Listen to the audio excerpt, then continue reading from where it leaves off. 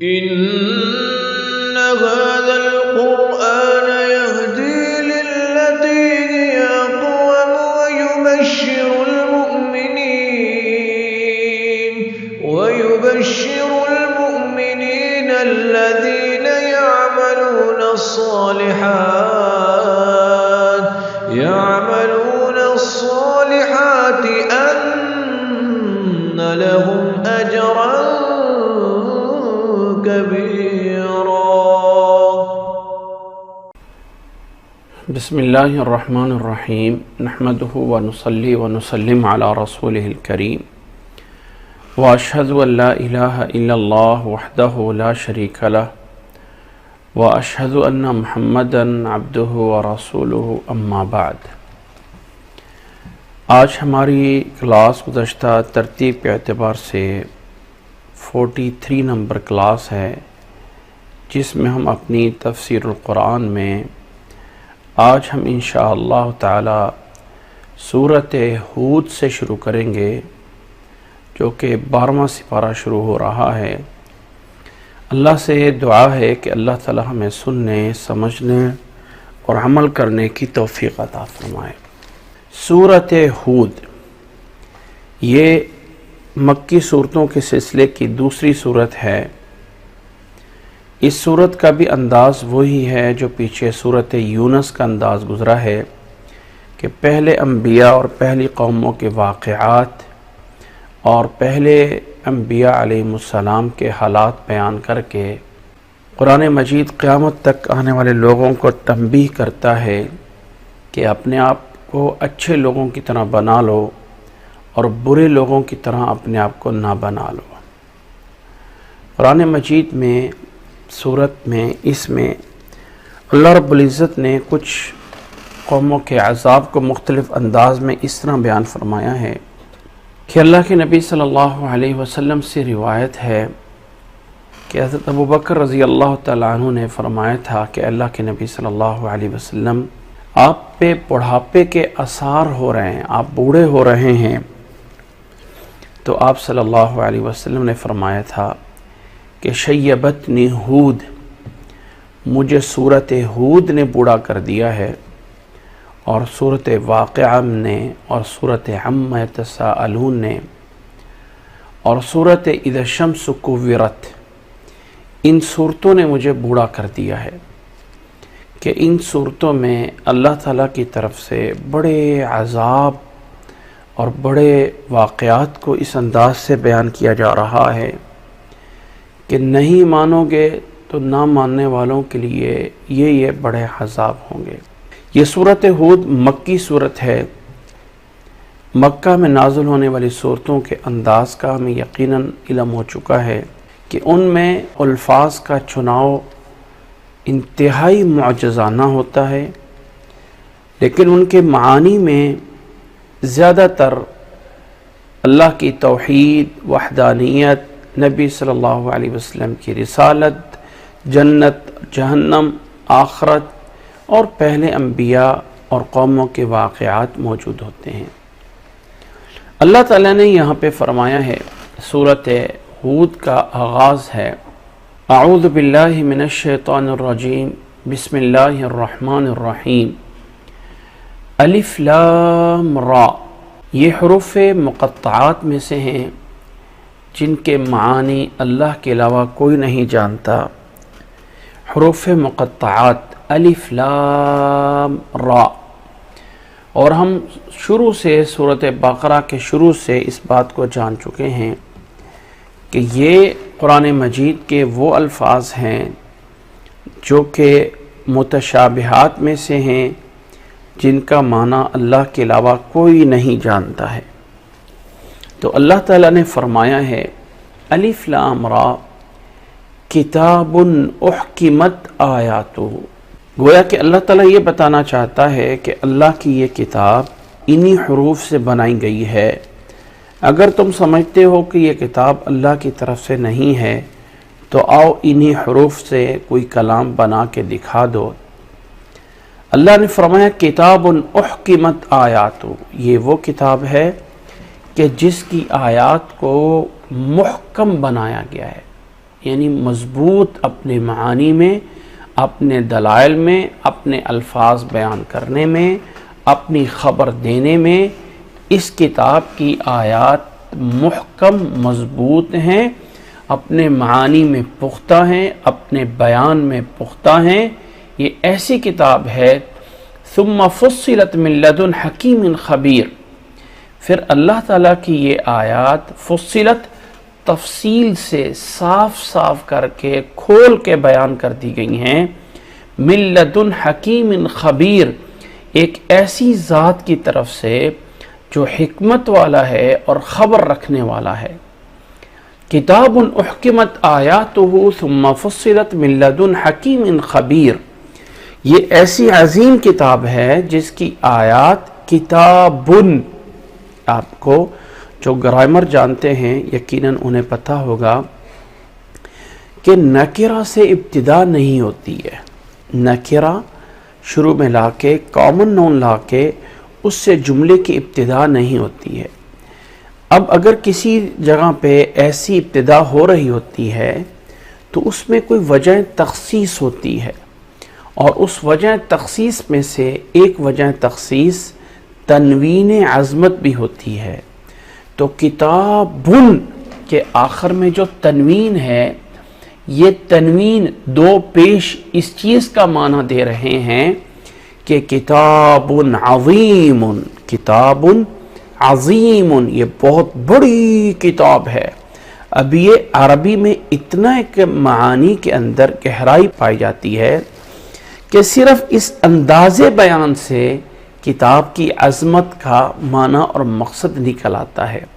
فرمایا کتابن، یہ وہ عظیم کتاب ہے، احکمت آیاتہ، جس کی آیاتیں پختہ کی گئی ہیں، احکمت آیاتہ ثم فصلت، اور پھر تفصیل سے یعنی کھول کھول کے ان آیات کو، ایک تو مضبوط ہیں اپنے معانی میں، اور ایک آگے فہم میں، سمجھنے میں ان کے اندر کوئی مشکل نہیں ہے کہ وہ آیات سمجھنے میں کوئی مشکل ہوں، یا کسی ایسی ذات کی طرف سے بیان کی گئی ہوں جسے پتہ نہ ہو، یا کسی ایسے کی طرف سے بیان کی گئی ہوں جو عقل مند اور حکیم نہ ہو۔ اللہ نے فرمایا ایسا کچھ نہیں ہے، یہ کتاب کی آیات بھی اپنے معانی میں بہت ہی عمدہ ہیں، اور پھر ان کو بڑے کھول کے بیان کیا گیا ہے ایک ایسی ذات کی طرف سے جو حکیم ہے، جو خبردان ہے، جو دانا ہے۔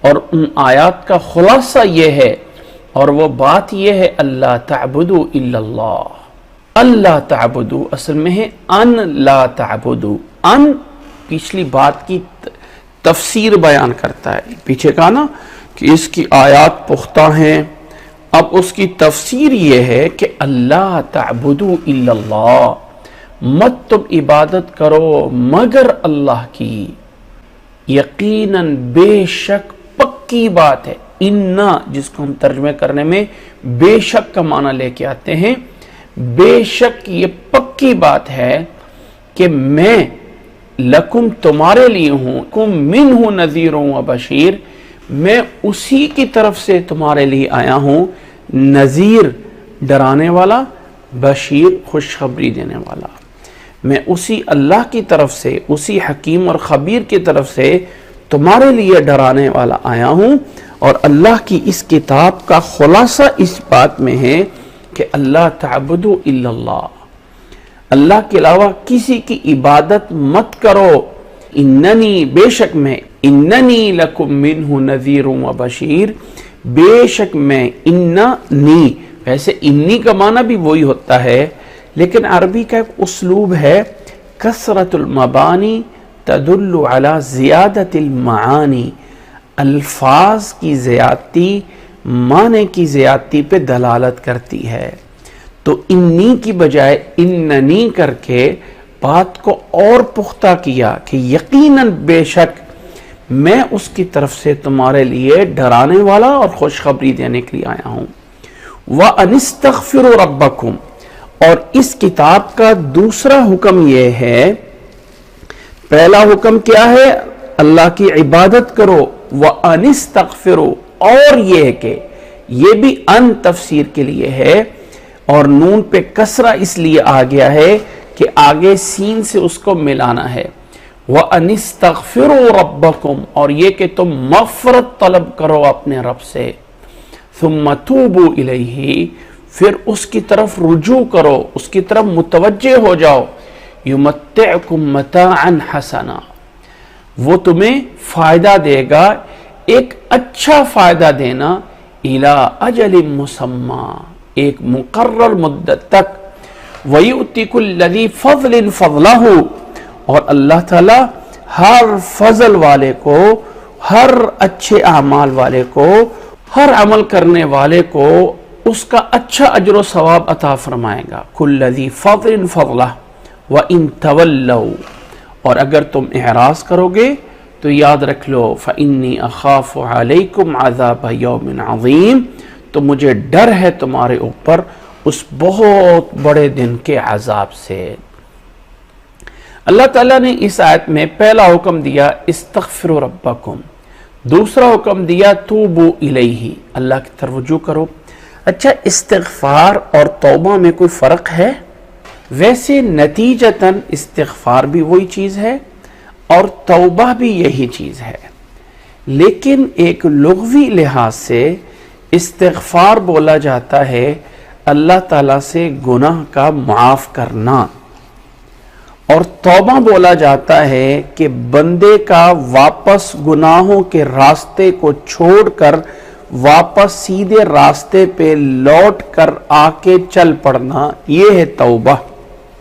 گویا کہ توبہ استغفار میں یہ چیز لازم ہوتی ہے کہ انسان اس گناہ کو ترک کرے، اس سے اللہ سے معافی مانگے، اور پھر اس راستے کو چھوڑ کر سیدھا راستہ اپنا لے۔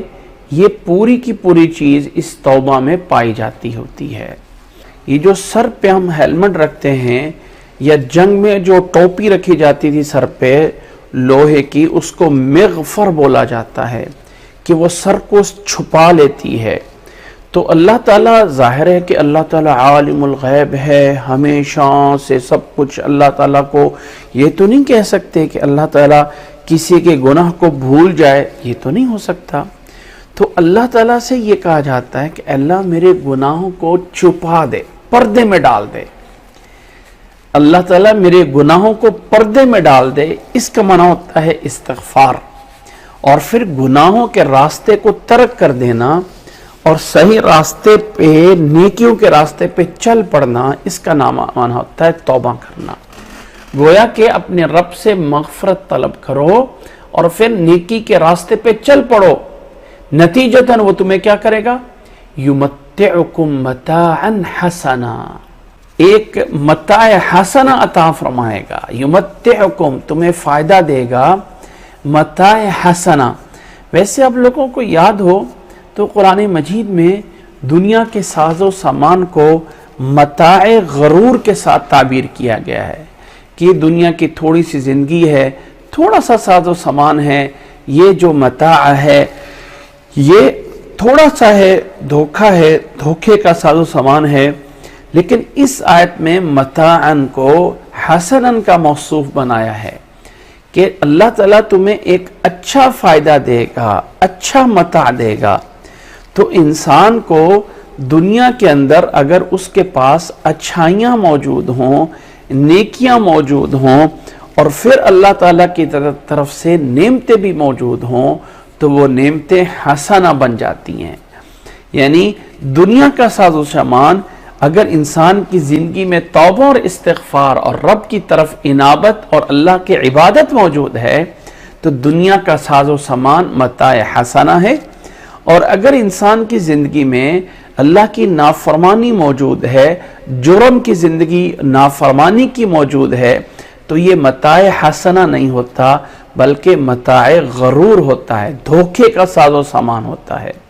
تو اللہ تعالیٰ نے اس آیت میں متاع حسنہ تعبیر کیا اس نتیجے میں کہ رب سے استغفار کرو اور توبہ کرو تو اللہ تعالیٰ تمہیں متاع حسنہ دے گا، الی اجل مسمی، ایک مقرر مدت تک دنیا میں بھی ملے گا۔ ربنا آتنا فی الدنیا حسنہ وَيُؤْتِ كُلَّ ذِي فَضْلٍ فَضْلَهُ، اور ہر فضل والے کو، اس پہلے فضل سے مراد انسان کے نیک اعمال ہیں کہ اللہ تعالیٰ ہر نیک فضل والے کو، ہر اچھے اعمال والے کو اللہ تعالیٰ اپنی طرف سے فضل عنایت فرمائے گا، یعنی اللہ تعالیٰ اس کا اجر و ثواب دے گا۔ اللہ تعالیٰ اجر و ثواب، ذی فضلن بولا جاتا ہے اچھے انسان کو، ذو فضلن یہ بڑے فضل والا ہے، یعنی اچھی صفتوں والا ہے۔ اور فضل انعام کے معنی میں بولا جاتا ہے، ھذا من فضل ربی، یہ میرے رب کا فضل ہے، ھذا من فضل ربی، یہ میرے رب کے انعام سے ہے، میرے رب کے فضل سے ہے۔ تو پہلے فضل سے مراد اعمال ہیں اور دوسرے فضل سے مراد اللہ کا انعام ہے۔ تو اللہ تعالیٰ ہر اعمال والے کو اپنا فضل عطا فرمائے گا۔ وَإِن تَوَلَّوْا، اور اگر پھر جاؤ گے اللہ کے اس توبہ سے، استغفار سے، عبادت سے، تو یاد رکھ لو فَإِنِّي أَخَافُ عَلَيْكُمْ عَذَابَ يَوْمٍ كَبِيرٍ، ایک بہت بڑا دن، کبیر جو قیامت کا دن ہوگا، اس دن کے عذاب سے میں تمہارے پہ ڈرتا ہوں۔ إِلَى اللَّهِ مَرْجِعُكُمْ، اللہ کی طرف سب نے لوٹ کے جانا ہے، کہیں اور ٹھکانہ نہیں ہے۔ لوٹنا ہے تو ایک اللہ کے پاس ہی جانا ہے، کہیں اور بھاگ دوڑ کے، کہیں بھاگ کے، کہیں کوئی چھپ کے، کہیں نہیں، ایسی کوئی ٹھکانہ نہیں ہے۔ وَهُوَ عَلَى كُلِّ شَيْءٍ قَدِيرٌ، اور وہ ہر چیز پہ قادر ہے، تمہارے ساتھ ہر معاملہ کر سکتا ہے، اللہ کو کوئی روکنے والا نہیں ہے، وہ ہر چیز پہ قادر ہے۔ إِلَى اللَّهِ مَرْجِعُكُمْ جَمِيعًا، اللہ کی طرف لوٹ کے جانا ہے۔ اللہ تعالیٰ تمہیں اچھے مرتبے میں اور اللہ تعالیٰ تمہیں برے مرتبے میں سب کچھ کر سکتا ہے، اس کو کوئی روکنے والا، کوئی پوچھنے والا نہیں ہے، وہ ہر چیز پہ پوری طرح قادر ہے۔ أَلَا إِنَّهُمْ يَثْنُونَ صُدُورَهُمْ لِيَسْتَخْفُوا مِنْهُ أَلَا حِينَ يَسْتَغْشُونَ ثِيَابَهُمْ يَعْلَمُ مَا يُسِرُّونَ وَمَا يُعْلِنُونَ۔ اللہ تعالیٰ نے اس آیت میں فرمایا، الا خبردار، انہم بے شک وہ، یثنون صدورہم اپنے سینوں کو دوہرا کرتے ہیں، اپنے سینوں کو بند کرتے ہیں، گھٹن پیدا کرتے ہیں اپنے سینوں میں۔ الا انہم یثنون صدورہم لیستخفوا منہ، تاکہ اس سے چھپ جائیں، کس سے؟ اللہ تعالیٰ سے۔ اپنے سینوں میں گھٹن پیدا کرتے ہیں، اپنے سینوں کو دوہرا کرتے ہیں، کسی طرح ہم اس اللہ سے چھپ جائیں۔ الا خبردار، حین یغشون ثیابہم، وہ اللہ تو انہیں اس وقت بھی دیکھ رہا ہوتا ہے جب وہ کپڑوں کے اندر لپٹے ہوتے ہیں، رات کو 1 سے 2 سے 3 کپڑوں کے اندر اپنے آپ کو لپیٹ لیتے ہیں، اللہ تو اس وقت بھی دیکھ رہا ہوتا ہے۔ یعلم ما یسرون وما یعلنون، وہ اللہ ان کی سب پوشیدہ اور سب ظاہری باتوں کو پوری طرح جانتا ہے۔ انہ علیم بذات الصدور، بے شک وہ علیم ہے بذات الصدور، جو کچھ سینوں میں ہے سب کچھ جاننے والا ہے۔ علیم بذات الصدور، اس آیت کے بارے میں یہ روایات آتی ہیں، دیکھیں ایمان کے درجے بھی کہاں پہنچ جاتے ہیں انسان کے ساتھ۔ اللہ کے نبی صلی اللہ علیہ وسلم سے پوچھا گیا تھا نا کہ احسان کیا ہے؟ اللہ کے نبی صلی اللہ علیہ وسلم نے فرمایا تھا، ان تعبد اللہ کأنک تراہ، اللہ کی اس طرح عبادت کرو جیسے تم اللہ کو دیکھ رہے ہو، جیسے تم اللہ کو دیکھ رہے ہو، اس طرح کر کے اللہ کی عبادت کرو۔ اور اگر نہیں دیکھ سکتے تو کم از کم یہ سمجھ لو کہ وہ ہمیں دیکھ رہا ہے۔ اب یہ چیز، اب یہ والی بات اللہ کے نبی صلی اللہ علیہ وسلم کے صحابہ میں کتنی گہری پیدا ہوئی، کتنی پختہ پیدا ہوئی، کہ وہ جب بیت الخلاء کے لیے جاتے تھے، قضاء حاجت کے لیے جاتے تھے، تو اپنے کپڑے اتارنا انتہائی شرم محسوس کرتے کہ اللہ ہمیں دیکھ رہا ہے۔ رات کو بیویوں کے پاس جاتے تو انتہائی شرم محسوس کرتے کہ اللہ ہمیں دیکھ رہا ہے، ہم کیا کر رہے ہیں، اللہ ہمیں دیکھ رہا ہے، سینہ گھٹ جاتا، بند ہو جاتا، کیا کریں، اللہ سے چھپ تو سکتے نہیں ہیں۔ اللہ نے فرمایا پریشان نہ ہو، اللہ تمہیں اس وقت بھی دیکھ رہا ہوتا ہے جب تم کپڑے میں لپٹ کے رات کو سو رہے ہوتے، اللہ تو اس وقت بھی دیکھ رہا ہوتا ہے۔ اس لیے ان چیزوں سے پریشان نہ ہو، سینے کو بند نہ کرو، اور جو اللہ نے کاموں کی اجازت دی ہے اس کو کرو۔ یاد رکھ لو کہ وہ اللہ تو ہر پوشیدہ اور ظاہر کو جانتا ہے، اللہ سے کوئی چیز مخفی نہیں ہے۔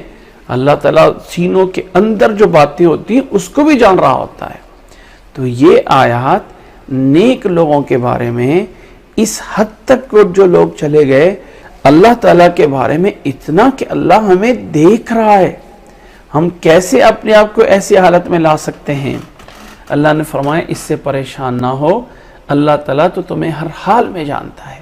آگے فرمایا وَمَا مِن دَابَّةٍ فِي الْأَرْضِ إِلَّا عَلَى اللَّهِ رِزْقُهَا وَيَعْلَمُ مُسْتَقَرَّهَا وَمُسْتَوْدَعَهَا كُلٌّ فِي كِتَابٍ مُبِينٍ۔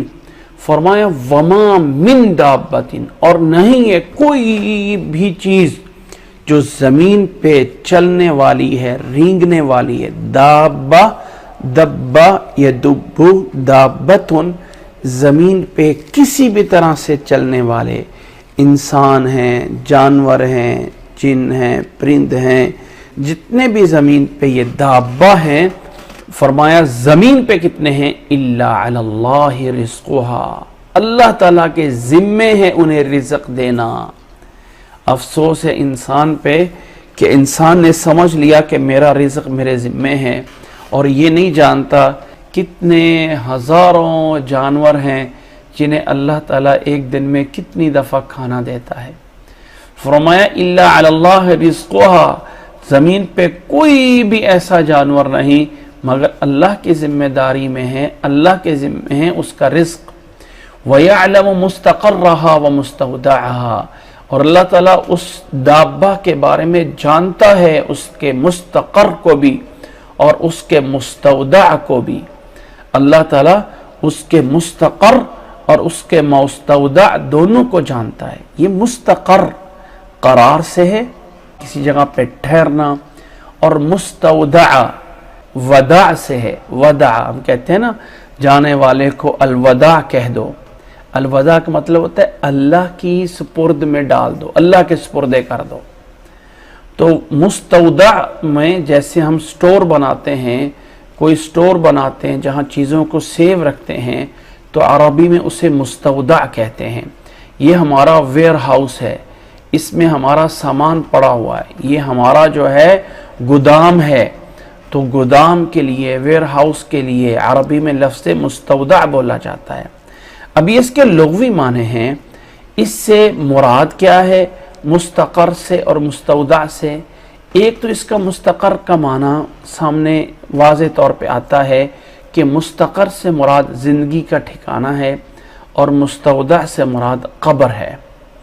اور ایک اس مستقر سے مراد جو ہے ماں اور باپ کا جو ہے، ماں کا رحم اور باپ کا صلب ہے، کہ انسان باپ کے صلب سے ماں کے رحم میں آتا ہے۔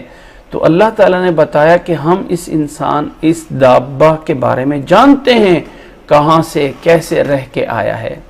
اور اسی طرح اس کا معنی یعنی جیسے میں نے ایک بتایا ہے کہ ماں کا رحم اور دنیا کی زندگی بھی ہے، اور دنیا کی زندگی اور قبر بھی ہے، تو یہ ہے مستقر و مستودع۔ یعنی گویا کہ اللہ تعالیٰ بتانا یہ چاہتا ہے کہ ہر دابہ کا رزق ہمارے ذمے ہے، اور ہر دابہ کے بارے میں ہم ڈیٹیل سے جانتے ہیں کہاں سے آیا ہے، کہاں پہ جانا ہے۔ کل فی کتاب مبین، سب کچھ ایک واضح کتاب میں لکھا ہوا ہے۔ وَهُوَ الَّذِي خَلَقَ السَّمَاوَاتِ وَالْأَرْضَ فِي سِتَّةِ أَيَّامٍ وَكَانَ عَرْشُهُ عَلَى الْمَاءِ، اللہ تعالیٰ نے زمین و آسمان کو 6 دن میں پیدا کیا ہے، اور اللہ کا عرش اس سے پہلے پانی پہ تھا۔ کیفیت کیا ہے اللہ عالم، انداز کیا تھا اللہ عالم۔ اللہ تعالیٰ نے زمین و آسمان کو 6 دن میں پیدا کیا۔ اس 6 دنوں سے مراد دنیا کے 6 دن ہیں یا آخرت کے 6 دن ہیں، اس لیے کہ جب زمین و آسمان نہیں تھا تو دنیا والے لیل و نہار جو سورج کے چلنے سے ہوتا ہے، سورج ہی نہیں تھا تو یہ دن دنیا کے لیل و نہار کیا مراد ہیں؟ اس سے مراد وہ آخرت کے دن ہیں جو دنیا کے ایک دن کے 50,000 سال کے برابر ہوتا ہے۔ اللہ نے فرمایا، اللہ نے اس زمین و آسمان کو 6 دن میں پیدا فرمایا، اور اللہ تعالیٰ کا عرش اس سے پہلے موجود تھا، اور اللہ کا عرش پانی پہ تھا۔ کیفیت کیا ہے، شکل و صورت کیا ہے، مثال کیا ہے، اللہ عالم۔ ہم اس کے بارے میں، اللہ کی صفات کے بارے میں قیاس نہیں کر سکتے۔ فرمایا اللہ تعالیٰ نے اس کو اس لیے پیدا کیا زمین و آسمان کو، لِيَبْلُوَكُمْ أَيُّكُمْ أَحْسَنُ عَمَلًا، کہ اللہ تعالیٰ نے اس لیے بنایا تاکہ اللہ تعالیٰ تمہیں آزما سکے کہ تم میں سے احسن عمل کون کرتا ہے۔ یہ نہیں فرمایا لِيَبْلُوَكُمْ أَيُّكُمْ أَكْثَرُ عَمَلًا، تم میں سے زیادہ اعمال کون کرتا ہے، نہیں، بلکہ فرمایا تاکہ وہ تمہیں آزمائے کہ تم میں سے زیادہ احسن اعمال کون کرتا ہے، زیادہ خوبصورت اعمال کون کرتا ہے۔ لِيَبْلُوَكُمْ أَيُّكُمْ أَحْسَنُ عَمَلًا وَلَئِن قُلْتَ إِنَّكُمْ مَبْعُوثُونَ مِن بَعْدِ الْمَوْتِ لَيَقُولَنَّ الَّذِينَ كَفَرُوا إِنْ هَذَا إِلَّا سِحْرٌ مُبِينٌ۔ فرمایا اس اللہ تعالیٰ نے پیدا فرمایا ہے تاکہ تمہارے اچھے اعمال کو دیکھ سکے، یعنی آزما سکے کہ اچھے اعمال کون کرتا ہے۔ وَلَئِن قُلْتَ، اور اگر آپ ان کافروں سے کہتے ہیں إِنَّكُمْ مَبْعُوثُونَ مِن بَعْدِ الْمَوْتِ، اس مرنے کے بعد تمہیں دوبارہ سے اٹھایا جائے گا، لَيَقُولَنَّ الَّذِينَ كَفَرُوا، تو کافر یہ کہتے ہیں إِنْ هَذَا إِلَّا سِحْرٌ مُبِينٌ، یہ تو واضح جادو ہے، یہ کیسے ہو سکتا ہے کہ ہمیں اس موت کے بعد دوبارہ سے اٹھایا جائے گا، ایسا نہیں ہو سکتا، یہ کافر کہتے ہیں۔ فرمایا وَلَئِنْ أَخَّرْنَا عَنْهُمُ الْعَذَابَ إِلَىٰ أُمَّةٍ، اللہ نے فرمایا اگر ہم انہیں ان کے عذاب کو مؤخر کر دیں، لیٹ کر دیں ایک مدت تک، إِلَىٰ أُمَّةٍ مَعْدُودَةٍ، ایک متعین مدت تک، وَلَئِنْ أَخَّرْنَا عَنْهُمُ الْعَذَابَ إِلَىٰ مُدَّةٍ، دنیا میں اللہ تعالیٰ کوئی انہیں تکلیف بھی دینا چاہتا ہے، کوئی عذاب بھی دینا چاہتا ہے، اللہ تعالیٰ اگر اپنے عذاب کو روک لیتا ہے تو اس کی وجہ سے بھی یہ لوگ دھوکے میں پڑ رہے ہوتے ہیں۔ لَيَقُولُنَّ مَا يَحْبِسُ، تو کہتے ہیں اللہ تعالیٰ کا عذاب کیوں نہیں آ رہا، کیا چیز ہے جو اللہ کے عذاب کو جو ہے وہ روکے ہوئے ہے، ما يحبسو، کیا چیز اس کو روکے ہوئے ہے، الا خبردار یوم یاتیہم، جس دن وہ آئے گا، لیس مصروفا عنہم، تو وہ ان سے ہٹنے والا نہیں ہوگا، ان سے پیچھے نہیں ہٹ سکے گا، وحاق بہم ما کانوا بہ یستہزئون، اور انہیں گھیر لے گا، انہیں وہ چیز گھیر لے گی اپنے قبضے میں، جو چیز جو یہ مذاق کرتے رہے، جو یہ اللہ کی آیات کو نہیں مانتے رہے اور اللہ کی آیات کے ساتھ مذاق کرتے رہے ہیں، وہی چیز انہیں جو ہے وہ گھیر لے گی۔ وَحَاقَ بِهِم مَا كَانُوا بِهِ يَسْتَهْزِئُونَ، جو یہ مذاق کرتے تھے وہ برے اعمال ہی ان کا عذاب بن کے ان کے ارد گرد انہیں جو ہے وہ گھیر لیں گے۔ سورۃ الہود کی آیت نمبر 8 پہ ہیں، اللہ نے اس آیت میں وَلَئِنْ أَخَّرْنَا عَنْهُمُ الْعَذَابَ إِلَىٰ أُمَّةٍ، اگر ہم ان سے عذاب لیٹ کر دیں ایک امت تک، لفظ امت عربی میں قرآن مجید کے مفاہیم میں بہت سے معنوں میں استعمال ہوتا ہے، یہ وقت اور ٹائم کا ایک مدت کے بارے میں بھی استعمال ہوتا ہے، جیسے یہاں پہ فرمایا ہے اِلَىٰ أُمَّةٍ مَعْدُودَةٍ، یا سورۃ یوسف میں فرمایا ہے وَذَّكَرَ بَعْدَ أُمَّةٍ، جس کا معنی ہے ایک مدت تک مؤخر ہونا، اور ایسی لفظ امہ ایک امام، پیشوا، ایک ایسا شخص جس میں امت کی صفات جمع ہوں، اس میں بولا جاتا ہے، جیسے ابراہیم علیہ السلام کے لیے بولا گیا ان ابراہیم کان امتن قانتن، امتن قانتن، اور ایسے ہی یہ لفظ امت ملت، دین، مذہب، راستہ، دستور، اس میں بھی بولا جاتا ہے، جیسے کہ سورۃ زخرف میں بتایا گیا انا وجدنا آباءنا علی امتن، ہم نے اپنے آباء و اجداد کو ایک راستے پہ، ایک منہج پہ چلتے ہوئے دیکھا ہے، تو ہم اس سے کیسے ہٹ جائیں۔ اسی طرح یہ امت گروہ، جماعت کے معنی میں بھی استعمال ہوتا ہے۔ وَلَمَّا وَرَدَ مَاءَ مَدْيَنَ وَجَدَ عَلَيْهِ أُمَّةً مِّنَ النَّاسِ يَسْقُونَ۔ سورۃ قصص میں اللہ تعالیٰ نے فرمایا ہے موسیٰ علیہ السلام جب گئے وہاں مدین میں تو کنویں پہ ایک امت کو، ایک جماعت کو انہوں نے جو ہے وہ دیکھا۔ اسی طرح وَمِن قَوْمِ مُوسَىٰ أُمَّةٌ يَهْدُونَ بِالْحَقِّ، اور اسی طرح قوم اور جماعت اور امت مسلمہ یا امت فلاں کے بارے میں وَلِكُلِّ أُمَّةٍ رَسُولٌ، ہر امت کے لیے ایک رسول بھیجا گیا ہے۔ تو ان تمام معانی میں لفظ امت بولا جاتا ہے۔ یہاں پہ لفظ امت ایک زمانہ، ایک مدت کے معنی میں ہے۔ وَلَئِنْ أَخَّرْنَا عَنْهُمُ الْعَذَابَ إِلَىٰ أُمَّةٍ مَعْدُودَةٍ، اگر ہم عذاب کو ایک مقرر وقت کے لیے لیٹ کر دیں تو کہتے ہیں کس چیز نے اس کو روکا ہوا ہے، خبردار جس دن آ جائے گا تو پھر ہٹ نہیں سکے گا اور یہی برے اعمال ان کا گھراؤ کر لیں گے۔ وَلَئِنْ أَذَقْنَاهُ نَعْمَاءَ، اگر ہم انسان کو اپنی نعمتیں چکھاتے ہیں، اپنی نعمتیں عطا فرماتے ہیں، بعد ضراء مستہ، کسی تکلیف کے بعد جو اسے پہنچی ہوئی ہوتی ہے، کسی تکلیف کے بعد ہم اسے اپنی نعمتوں سے نوازتے ہیں، لَيَقُولَنَّ ذَهَبَ السَّيِّئَاتُ عَنِّي، تو بندہ یہ کہہ دیتا ہے اب تو میرے سارے کے سارے برے حالات ختم ہو گئے۔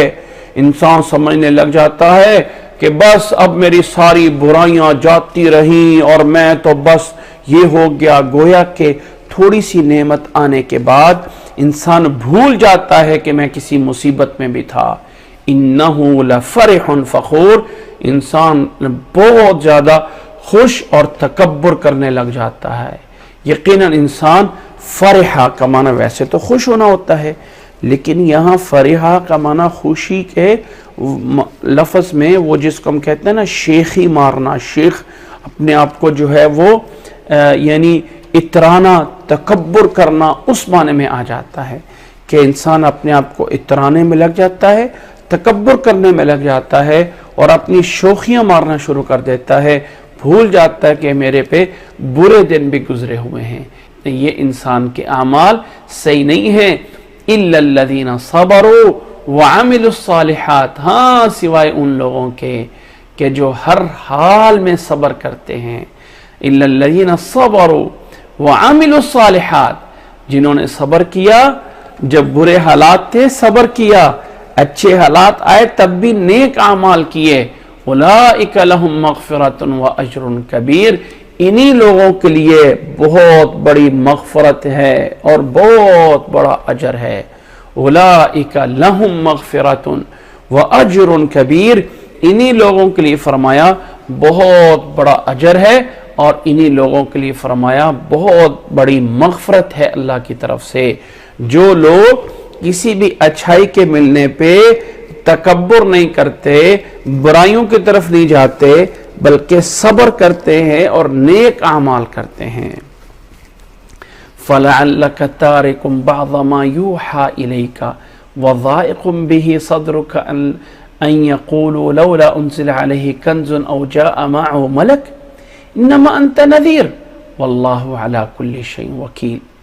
فَلَعَلَّكَ، فرمایا نبی صلی اللہ علیہ وسلم، فَلَعَلَّكَ تَارِكٌ بَعْضَ مَا يُوحَىٰ إِلَيْكَ، کہیں ایسا تو نہیں ہے کہ آپ کی طرف جو وحی کی جاتی ہے اس کا بعض حصہ آپ چھوڑنے والے ہیں؟ کیا اللہ تعالیٰ نے جو آپ کی طرف وحی کی ہے اس کے بعض حصے کو آپ چھوڑنے والے ہیں؟ وَضَائِقٌ بِهِ صَدْرُكَ، اور آپ کا سینہ جو ہے وہ تنگ ہو رہا ہے اس سے، اس بات سے کہ أَن يَقُولُوا لَوْلَا أُنزِلَ عَلَيْهِ كَنْزٌ، کہ آپ کا سینہ اس سے جو ہے وہ تنگ ہو رہا ہے کہ یہ کافر کہتے ہیں لولا انزل علیہ کنزن، کہ اس نبی رسول پہ بہت بڑا خزانہ کیوں نہیں اترا ہے، او جاء معہ ملک، یا اس کے ساتھ فرشتے کیوں نہیں چلتے ہوئے نظر آ رہے ہیں۔ یہ لوگ کہتے ہیں اگر یہ نبی ہے تو آؤ ان پر مکے کے پہاڑوں کو سونے کا بنا دے، یہاں نہریں چلا دے، یا اس کے ساتھ کوئی فرشتہ کیوں نہیں آتا؟ فرمایا انما انت نذیر، پریشان نہ ہو، آپ صرف ڈرانے والے ہیں، آپ صرف اور صرف نبی بن کے آئے ہیں، آپ بادشاہ یا ملک بن کے نہیں آئے۔ انما انت نذیر واللہ علی کل شیء وکیل، اور اللہ ہی ہے جو ہر چیز پہ کارساز ہے، وکیل ہے، ہر چیز اسی کے سپرد ہے۔ اس لیے آپ تنگ نہ ہوں ان لوگوں کی باتوں سے، آپ پریشان نہ ہوں کہ جو آپ کہتے ہیں اگر یہ اچھا ہوتا تو اس کے ساتھ تو اتنا کچھ ہوتا، خزانے ہوتے، فرشتے ہوتے۔ فرمایا آپ ان کی باتوں سے پریشان نہ ہو۔ واللہ علی کل شیء وکیل، اور اللہ تعالی ہر چیز پہ کارساز ہے۔ ام یقولون افترا، یا یہ لوگ یہ کہتے ہیں کہ افطراہ، کہ اس نے اس قرآن مجید کو اپنے پاس سے بنا لیا ہے۔ افطراہ یعنی اس کو جھوٹ بنا لیا ہے۔ قل، فرمایا ان سے کہہ دو اگر تم سمجھتے ہو کہ یہ میں نے بنایا ہے، فَأْتُوا بِعَشْرِ سُوَرٍ مِثْلِهِ مُفْتَرَيَاتٍ، تو آؤ 10 صورتیں اس طرح کی بنائی ہوئی لا کے دکھا دو، 10 صورتیں اس طرح کی لا کے دکھا دو۔ لیکن یہ قیامت تک چیلنج ہے، اس طرح کی معنی میں صورتیں نہیں لا سکتے ہیں۔ یہ شروع میں 10 صورتوں کا تھا، پھر اس کے بعد اللہ تعالیٰ نے ایک صورت کا بھی بتا دیا تھا، جیسے سورۃ بقرہ کے شروع میں ہے قُلْ فَأْتُوا بِسُورَةٍ مِّن مِّثْلِهِ وَادْعُوا شُهَدَاءَكُم مِّن دُونِ اللَّهِ، اس طرح کی کوئی ایک صورت لا کے دکھا دو۔ اللہ نے شروع میں 10 صورتیں کہیں، پھر فرمایا چلو ایک صورت بھی لا کے دکھا دو، لیکن وہ ایک بھی نہیں لا سکتے تھے۔ وَادْعُوا مَنِ اسْتَطَعْتُم مِّن دُونِ اللَّهِ، اور اللہ کے علاوہ جن پہ بھی تمہاری طاقت ہے اس کام کرنے میں، ان کو بھی اپنی مدد کے لیے بلا لو۔ وَادْعُوا مَنِ اسْتَطَعْتُم مِّن دُونِ اللَّهِ، اور اللہ کے علاوہ جنہیں تم پکار سکتے ہو انہیں بھی بلا لو، ان کنتم صادقین، اگر تم اپنے دعوے میں سچے ہو۔ اگر تم سچے ہو تو آؤ قرآن مجید کی 10 صورتیں بنا کے دکھا دو۔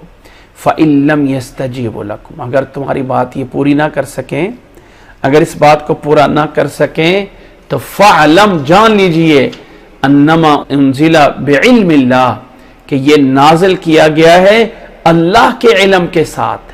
اللہ تعالیٰ نے اپنے علم سے، اپنی معرفت سے اسے نازل کیا ہے۔ اگر یہ آپ کی بات پہ یقین نہ کریں تو جان لو کہ قرآن مجید اللہ کے علم کے ساتھ اتارا کیا ہے۔ اور یہ بات وَأَلَّا إِلَٰهَ إِلَّا هُوَ، اور اس بات کو بھی جان لو کہ اللہ کے علاوہ کوئی معبود نہیں ہے۔ فَهَلْ أَنْتُمْ مُسْلِمُونَ، کیا تم پھر بھی مسلمان ہوتے ہو؟ کیا پھر بھی مانتے ہو کہ نہیں مانتے ہو؟ اتنے بڑے چیلنج کے بعد، اتنے بڑے دعوے کے بعد کیا پھر بھی بات مانتے ہو؟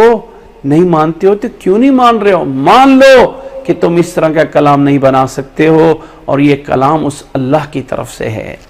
فرمایا من کان یرید الحیات الدنیا وزینتها نوفی الیہم اعمالهم فیہا وہم فیہا لا یبخسون، جو کوئی دنیا کی زندگی چاہتا ہے کہ مجھے فائدہ سارا کا سارا دنیا میں مل جائے، دنیا کی زیب و زینت مل جائے، اسی پہ وہ فریفتہ ہوا ہے، دنیا کی زندگی و زینتها، اور اس کی زینت، نوفی الیہم اعمالہم، تو اللہ نے فرمایا دنیا میں پھر ہم انہیں ان کے اعمال کا انہیں فائدہ، ان کے اعمال کو پورا انہیں دے دیتے ہیں۔ نوفی الیہم اعمالہم فیہا، اس دنیا میں اللہ تعالیٰ ان کے اعمال کا انہیں جو ہے وہ پورا کا پورا فائدہ دے دیتا ہے۔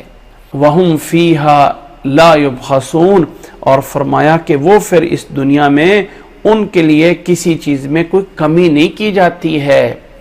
اللہ تعالیٰ نے ایمان والوں کے لیے آخرت بنائی ہے، اور اللہ تعالیٰ نے اپنے نہ ماننے والوں کے لیے دنیا دی ہے۔ دنیا میں اٹھا لو فائدہ جتنا اٹھانا ہے، اور اس میں تمہارے لیے کوئی کمی نہیں کی جائے گی۔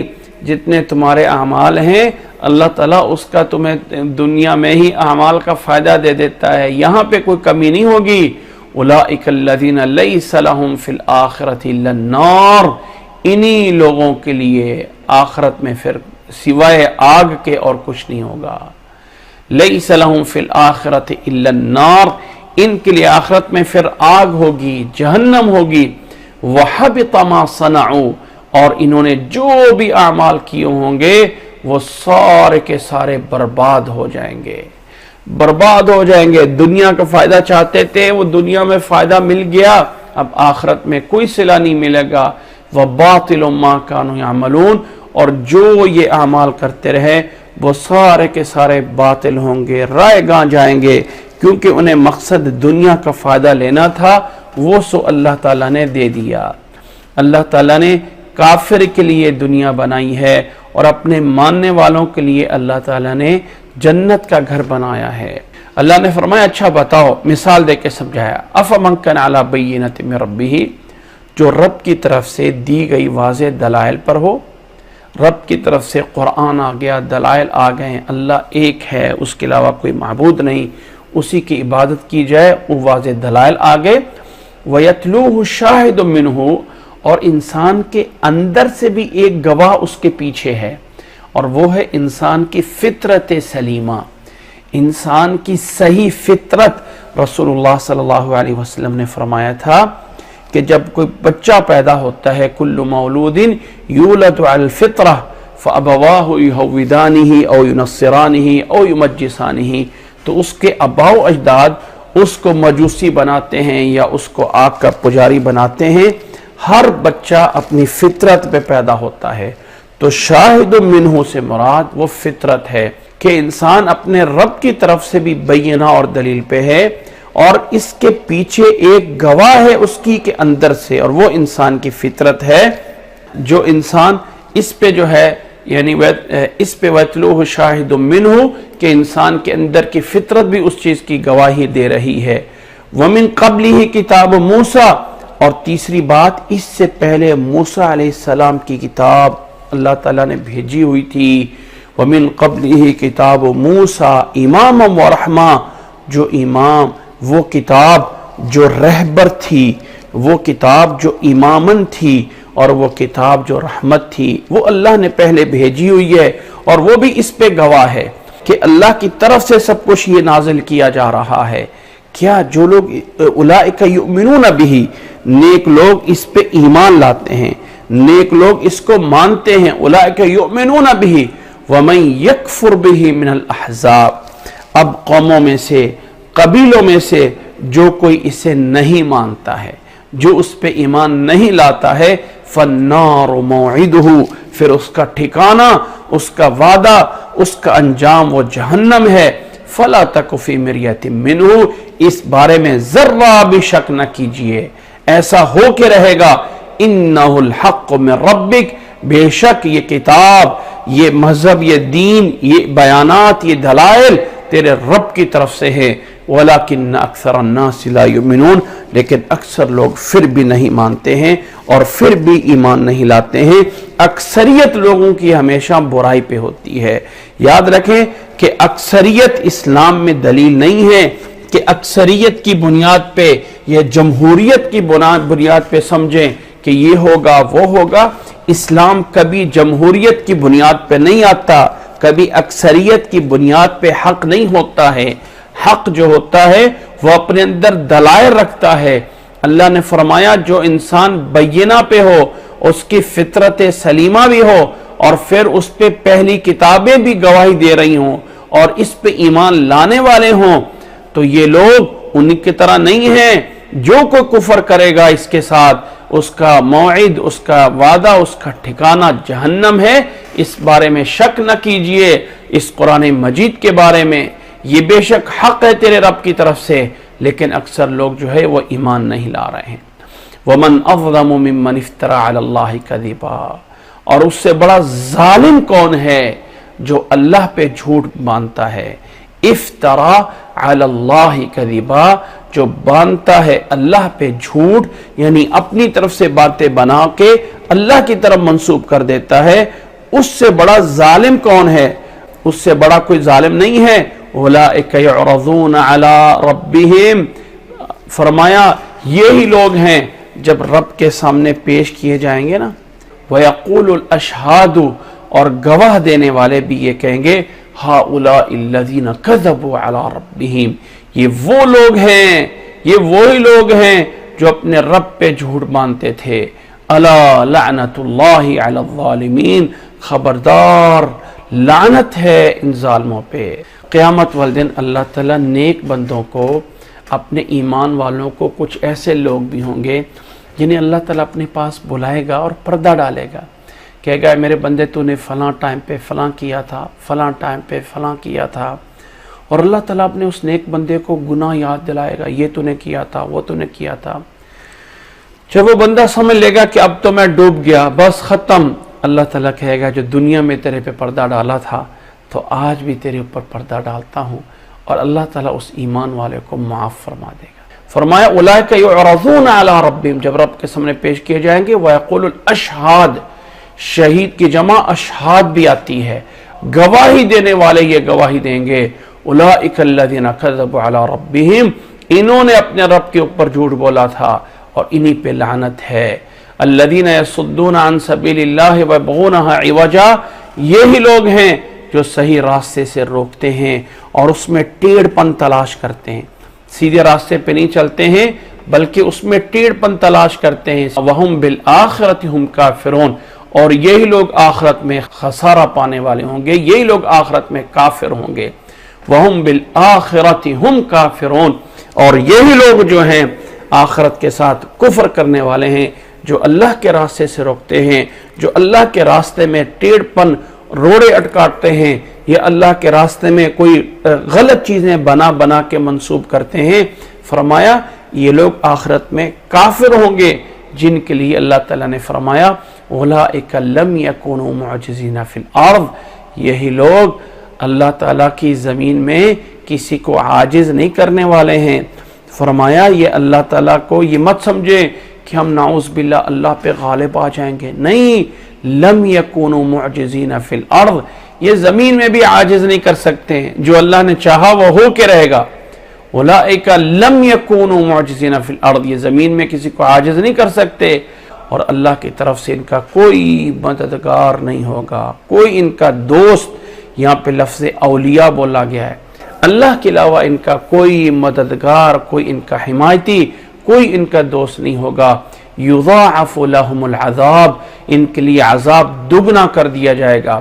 ما كانوا يستطيعون السمع وما كانوا يبصرون، نہ ہی یہ لوگ دنیا میں سننے کی طاقت رکھتے تھے اور نہ ہی یہ لوگ دیکھتے تھے، کہ اللہ تعالیٰ نے دنیا میں انہیں سمع اور بصر دیا تھا، لیکن جب سماعت اور بصر کو انہوں نے حق کے لیے نہ استعمال کیا بلکہ اللہ کی نافرمانی میں لگا دیا، تو اللہ پھر دلوں پہ مہر لگا دیتا ہے، پھر انسان سننے والا ہو کر بھی بہرا ہوتا ہے اور دیکھنے والا ہو کر بھی اندھا ہوتا ہے۔ یہ لوگ انہی میں سے ہیں، دنیا میں کچھ نہیں سمجھا ہے تو یہ دنیا میں نہ ہی سنتے تھے نہ ہی دیکھتے تھے، اب اللہ تعالیٰ کے ہاں جا کے عذاب دگنا سے دگنا کیا جائے گا۔ اولئک الذین خسروا انفسهم، یہی لوگ ہیں جنہوں نے اپنے آپ کو خسارے میں ڈال لیا، خسارے میں ڈال لیا۔ وَضَلَّ عَنْهُمْ مَا كَانُوا يَفْتَرُونَ، اور رب کے پاس جا کے جو کچھ یہ گھڑا تھا، جو کچھ جو انہوں نے سب بنایا تھا، ہمارا یہ ہوگا، ہم یہ کر لیں گے، ہم وہ کر لیں گے، فرمائیے سب کچھ ان سے گم ہو جائے گا۔ وَضَلَّ، گم ہو جائے گا، پتہ ہی نہیں گا کہاں گیا، کھو جائے گا، مَا كَانُوا يَفْتَرُونَ، جو یہ بناتے رہے، گھڑتے رہے۔ لا جرم انہم فی الآخرۃ ہم الاخسرون، یقیناً، لا جرم اس کا معنی ہوتا ہے یقیناً، یقیناً بے شک، انہم فی الآخرہ، یہی لوگ آخرت میں ہیں، الاخسرون ہم الاخسرون، بے شک یہی لوگ ہیں قیامت والے دن، ہم الاخسرون، یعنی خسارے میں پڑنے والے، بہت زیادہ خسارے میں پڑنے والے۔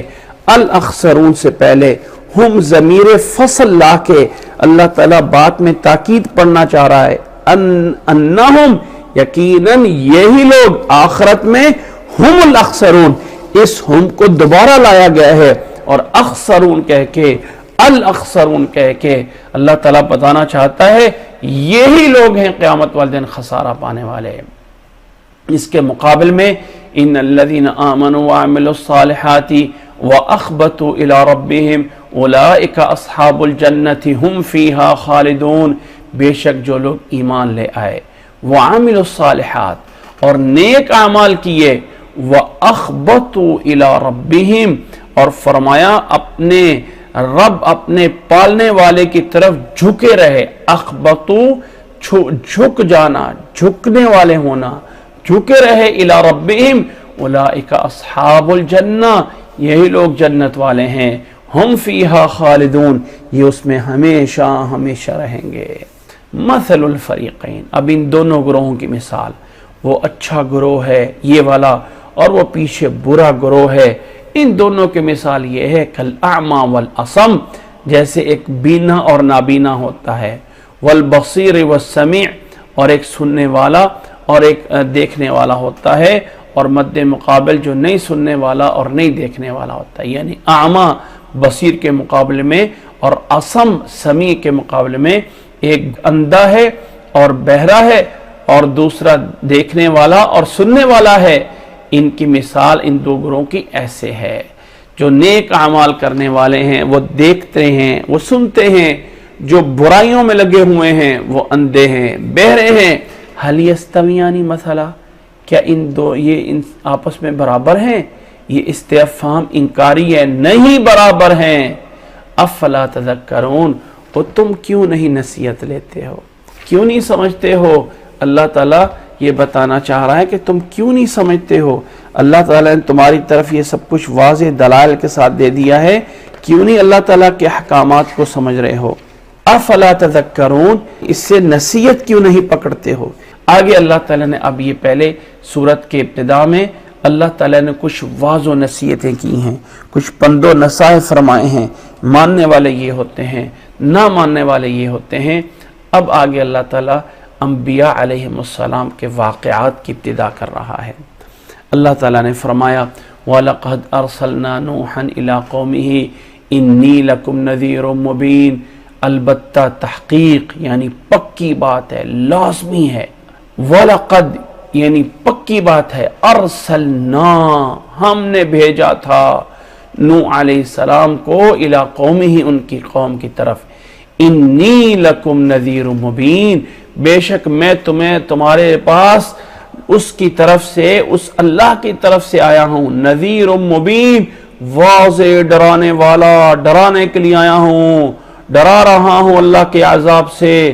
اللہ تعبدوا الا اللہ, کہ اللہ کے علاوہ کسی کی عبادت نہ کرو, اللہ کی صرف عبادت کرو, صرف اسی کی بندگی کرو. انی اخاف علیکم عذاب یوم علیم, بے شک میں ڈرتا ہوں تمہارے اوپر دردناک عذاب, وہ یوم علیم جو درد دینے والا دن ہے, جس دن انتہائی تکلیف ہوگی, اس دن کے عذاب سے, قیامت والے دن کے عذاب سے میں تمہارے پہ ڈر رہا ہوں. اپنے برے اعمال کو چھوڑ دو اور اللہ پہ ایمان لے آؤ. فقال الملأ الذین کفروا من قومہ, ان سرداروں نے جنہوں نے کفر کیا تھا نوح علیہ السلام کی قوم سے, انہوں نے کہا ما نراک الا بشرا مثلنا, اور ہم تو تجھے اپنی طرح کا بشری دیکھ رہے ہیں, تو ہماری طرح کا بشری ہے. وما نراک اتبعک الا الذین هم اراذلنا بادی الرأی, اور اسی طرح ہم نہیں دیکھ رہے تیری پیروی کرنے والے مگر وہ لوگ ہیں الذین هم اراذلنا, جو ہمارے کمی ہیں, جو ہمارے اراذل ہیں. رزیلہ کی جمع اراذل آتی ہے کہ وہ گھٹیا لوگ ہیں. بادی الرأی, ان کے پاس کوئی سوچ و بچار نہیں ہے, کوئی سمجھ نہیں ہے, ایک تھوڑی سی ظاہری سوچ رکھنے والے ہیں, وہ لوگ آپ کے پیچھے لگے ہوئے ہیں. وما نرى لكم علينا من فضل, اور ہم تمہیں کوئی اپنے آپ پہ فضیلت بھی نہیں دیتے ہیں کہ تم ہم سے بڑے ہو, ہم سے کسی مرتبے میں ہو. بل نظنکم کاذبین, بلکہ ہم تمہیں یقین رکھتے ہیں تمہارے بارے میں کہ تم جھوٹے ہو. نظنکم, گمان کرتے ہیں, یعنی یقین رکھتے ہیں کہ تم جو ہے وہ جھوٹے ہو. یہ قوم کے سرداروں نے کہا, اس قوم کے بڑے لوگوں نے کہا, کافروں نے کہا نوح علیہ السلام. کون سے اعتراضات؟ پہلا اعتراض ما نراک الا بشرا مثلنا, کہ تو ہماری طرح بشر ہے. ایک نبی بشر کیسے ہو سکتا ہے؟ ایک رسول ہو کے بشر کیسے ہو سکتا ہے؟ یہ کن کا نظریہ تھا؟ کافروں کا, کافر سرداروں کا. ان کا نظریہ تھا کہ ایک نبی جو ہے وہ کبھی بشر نہیں ہو سکتا. اللہ اکبر۔ اور اللہ کے نبی صلی اللہ علیہ وسلم کے بارے میں اللہ تعالیٰ نے قرآن مجید میں سورۃ کہف کے آخر میں بھی اور بھی جگہوں پہ فرمایا ہے، قل انما انا بشر مثلکم، یقیناً بے شک میں تمہاری طرح ایک بشر ہوں، ایک انسان ہوں۔ آدم علیہ السلام کو جب اللہ تعالیٰ نے پیدا کیا تھا تو فرشتوں کے ذریعے آدم کو سجدہ کروایا تھا، تو عظمت مقام انسان کو جاتا ہے، فرشتوں کو نہیں جاتا۔ مقابلے میں جب انسان اچھا بنتا ہے، جب انسان اپنے اندر نیکیاں پیدا کرتا ہے، تو یہ انسان فرشتوں سے بھی آگے بڑھ سکتا ہے۔ تو کافروں کا اعتراض تھا کہ ما نراک الا بشرا مثلنا، اور دوسرا وما نراک اتبعک الا الذین هم اراذلنا بادی الرأی، اور ہم نہیں دیکھ رہے مگر آپ کی اتباع کرنے والے وہ لوگ ہیں۔ وہ سردار کیا کہہ رہے ہیں کہ تیرے پیچھے چلنے والے لوگ تو ہم اراذلنا، وہ تو ہمارے اراذل ہیں، یعنی ہمارے کمی کاج ہیں، ہمارے جو ہے وہ کام کرنے والے لوگ ہیں، گھٹیا لوگ ہیں آپ کی اتباع کرنے والے۔ بادی الرأی، ایک زہری سی طائرانہ سوچ رکھنے والے ہیں، ان کے پاس کوئی سوچ و بچار ہی نہیں ہے۔ یاد رکھ لیں کہ دین اسلام جو تمام نبی لے کے آئے ہیں کہ دین اسلام اوپر سے نیچے نہیں آتا ہے کہ سارے کے سارے لوگ کوئی صاحبان کی طرح بادل آ جائے اور پھر بڑے بڑے لوگ جب مسلمان ہو جائیں تو چھوٹے خود بخود ہو جائیں گے۔ نہیں، نبی صلی اللہ علیہ وسلم نے مکہ میں آنے کے بعد یہ نہیں کہا کہ میں مکہ کا سردار بن جاؤں اور جب میں مکہ کا سردار بن جاؤں گا تو تب سارے لوگ میرے انڈر میں ہوں گے اور سب مسلمان ہو جائیں گے۔ نہیں، بلکہ چھوٹی اکائی جو چھوٹے لوگ تھے، غلام تھے، فقیر تھے، محتاج تھے، ان سے اسلام کو شروع کیا۔ تنکا تنکا مل کے پہاڑ بنتا ہے اور ایک ایک قطرہ مل کے دریا بنتا ہے، اس طرح اسلام پھیلتا ہے۔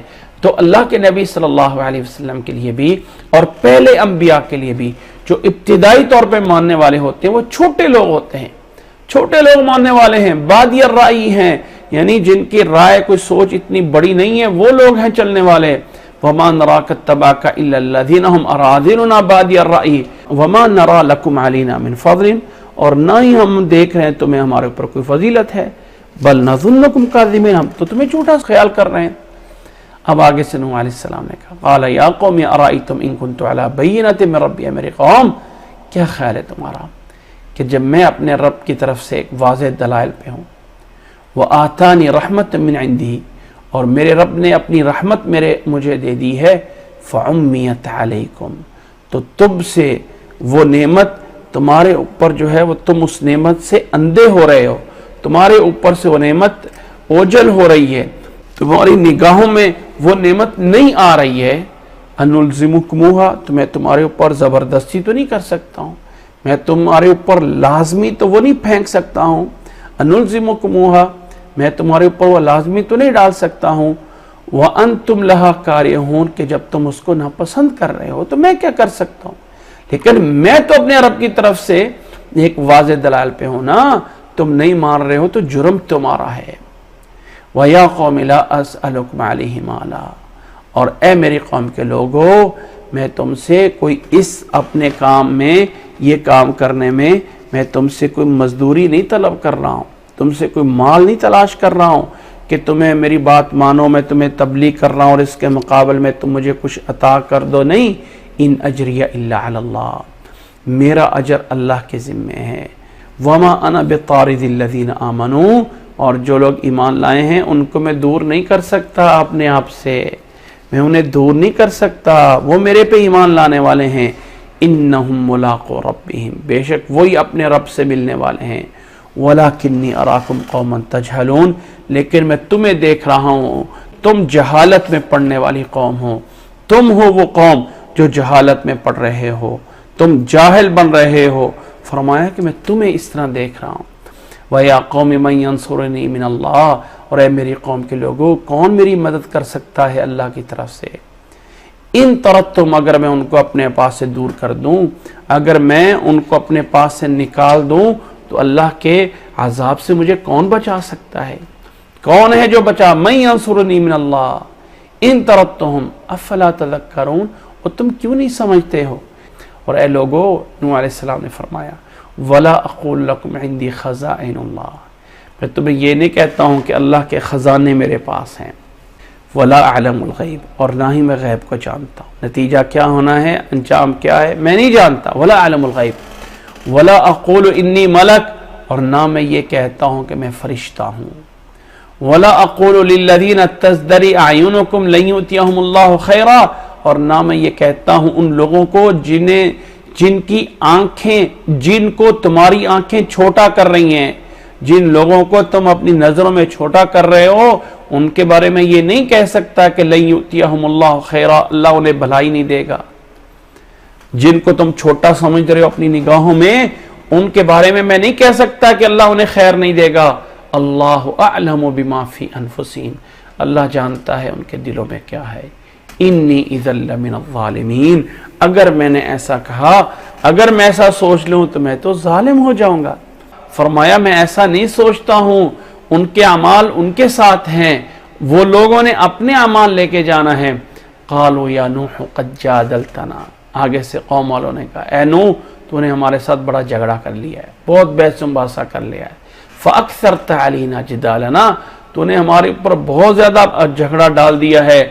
فأتنا بما تعدنا، پس لے آ ہمارے اوپر وہ عذاب جس کا تم وعدہ کرتا ہے۔ ان کنت من الصادقین، اگر تم سچے میں سے ہو۔ قال انما یأتیکم بہ اللہ، فرمایا اللہ ہے جو تمہارے پہ عذاب لا سکتا ہے انشاء، جب اللہ نے چاہا، میں نہیں ہوں جو فوری کہوں تو عذاب آ جائے گا، عذاب بھی میرے رب کے حکم سے آئے گا۔ وما انتم بمعجزین، اور تم عاجز کرنے والے نہیں ہوگے، پھر تم روک نہیں سکتے ہو اس عذاب کو۔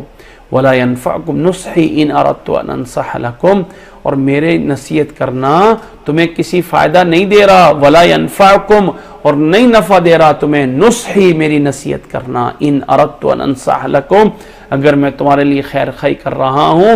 ان کان اللہ یرید ان یغویکم، اگر اللہ تعالیٰ تمہیں گمراہ کرنا چاہتا ہے تو میری نصیحت تمہیں کیا فائدہ دے گی؟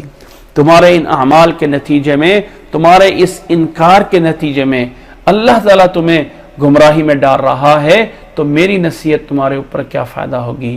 ہوا ربکم، وہی تمہارا رب ہے، وَإِلَيْهِ تُرْجَعُونَ، اور اسی کی طرف تم نے لوٹ کے جانا ہے۔ ام یقولون افترا، کیا یہ لوگ کہتے ہیں کہ اس کو اپنے پاس سے بنا لیا ہے؟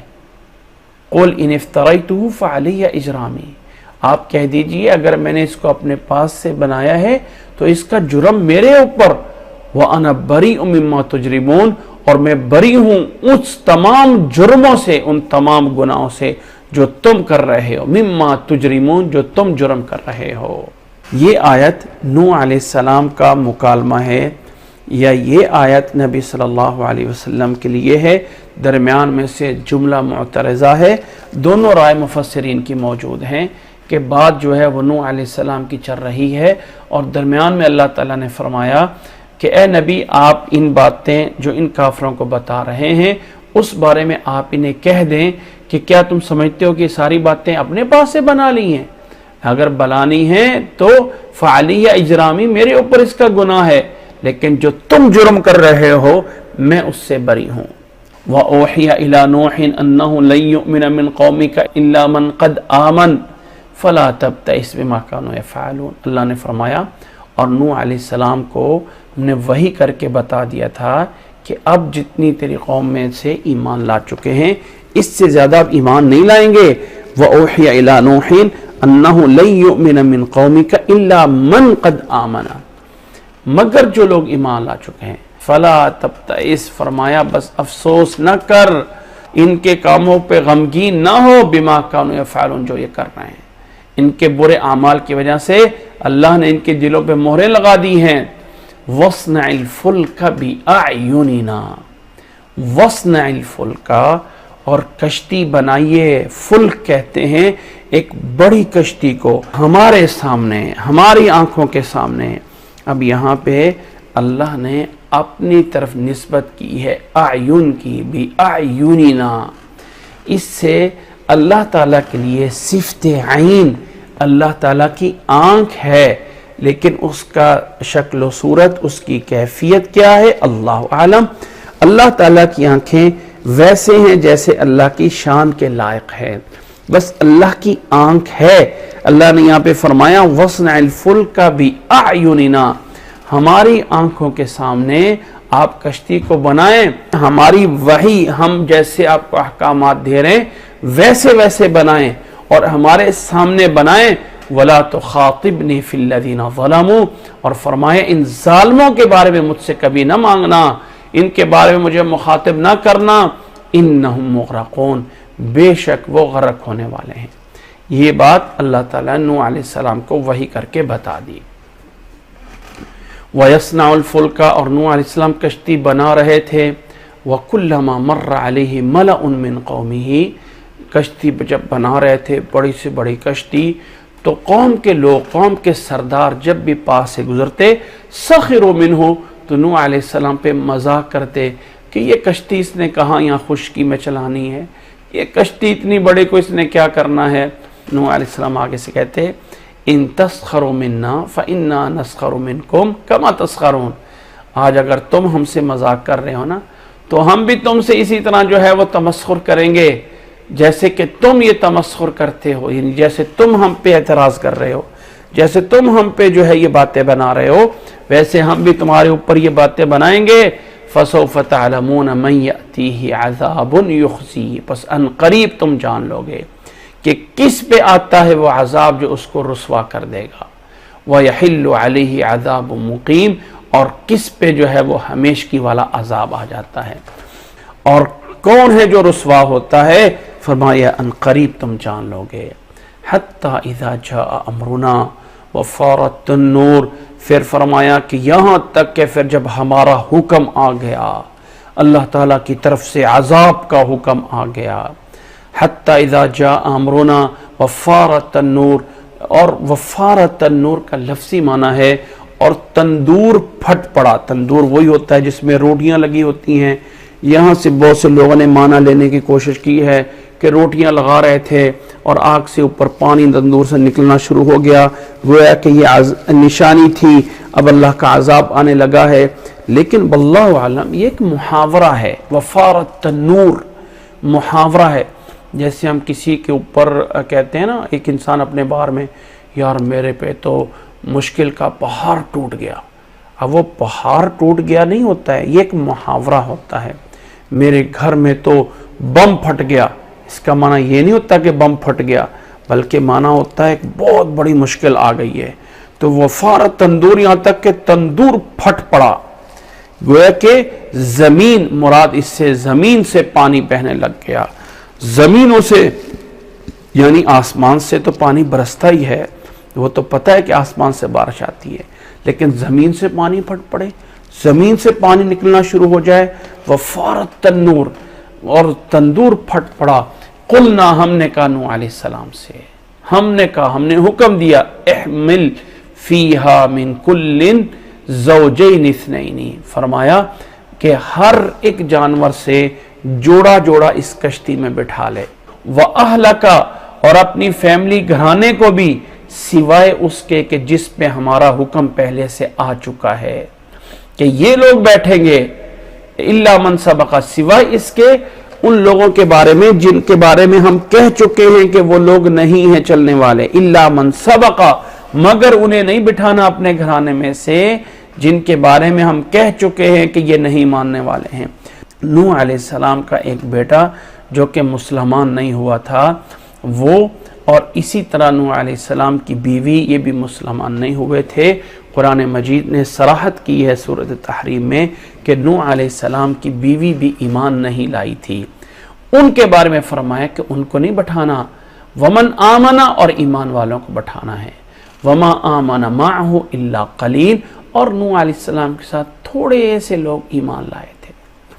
بعض لوگوں نے اس کو 80 کہا ہے کہ 80 کے قریب لوگ تھے ایمان لانے والے، اور کچھ لوگوں نے کشتیوں کی صفات بیان کی ہیں کہ وہ کشتی ایسی تھی، ایسے لکڑیاں تھی، فلاں تھی، لیکن واللہ عالم کسی صحیح روایت میں اس کی کوئی صراحت موجود نہیں ہے. نوح علیہ السلام کے جو 4 بیٹے تھے، حام، یاسف اور سام.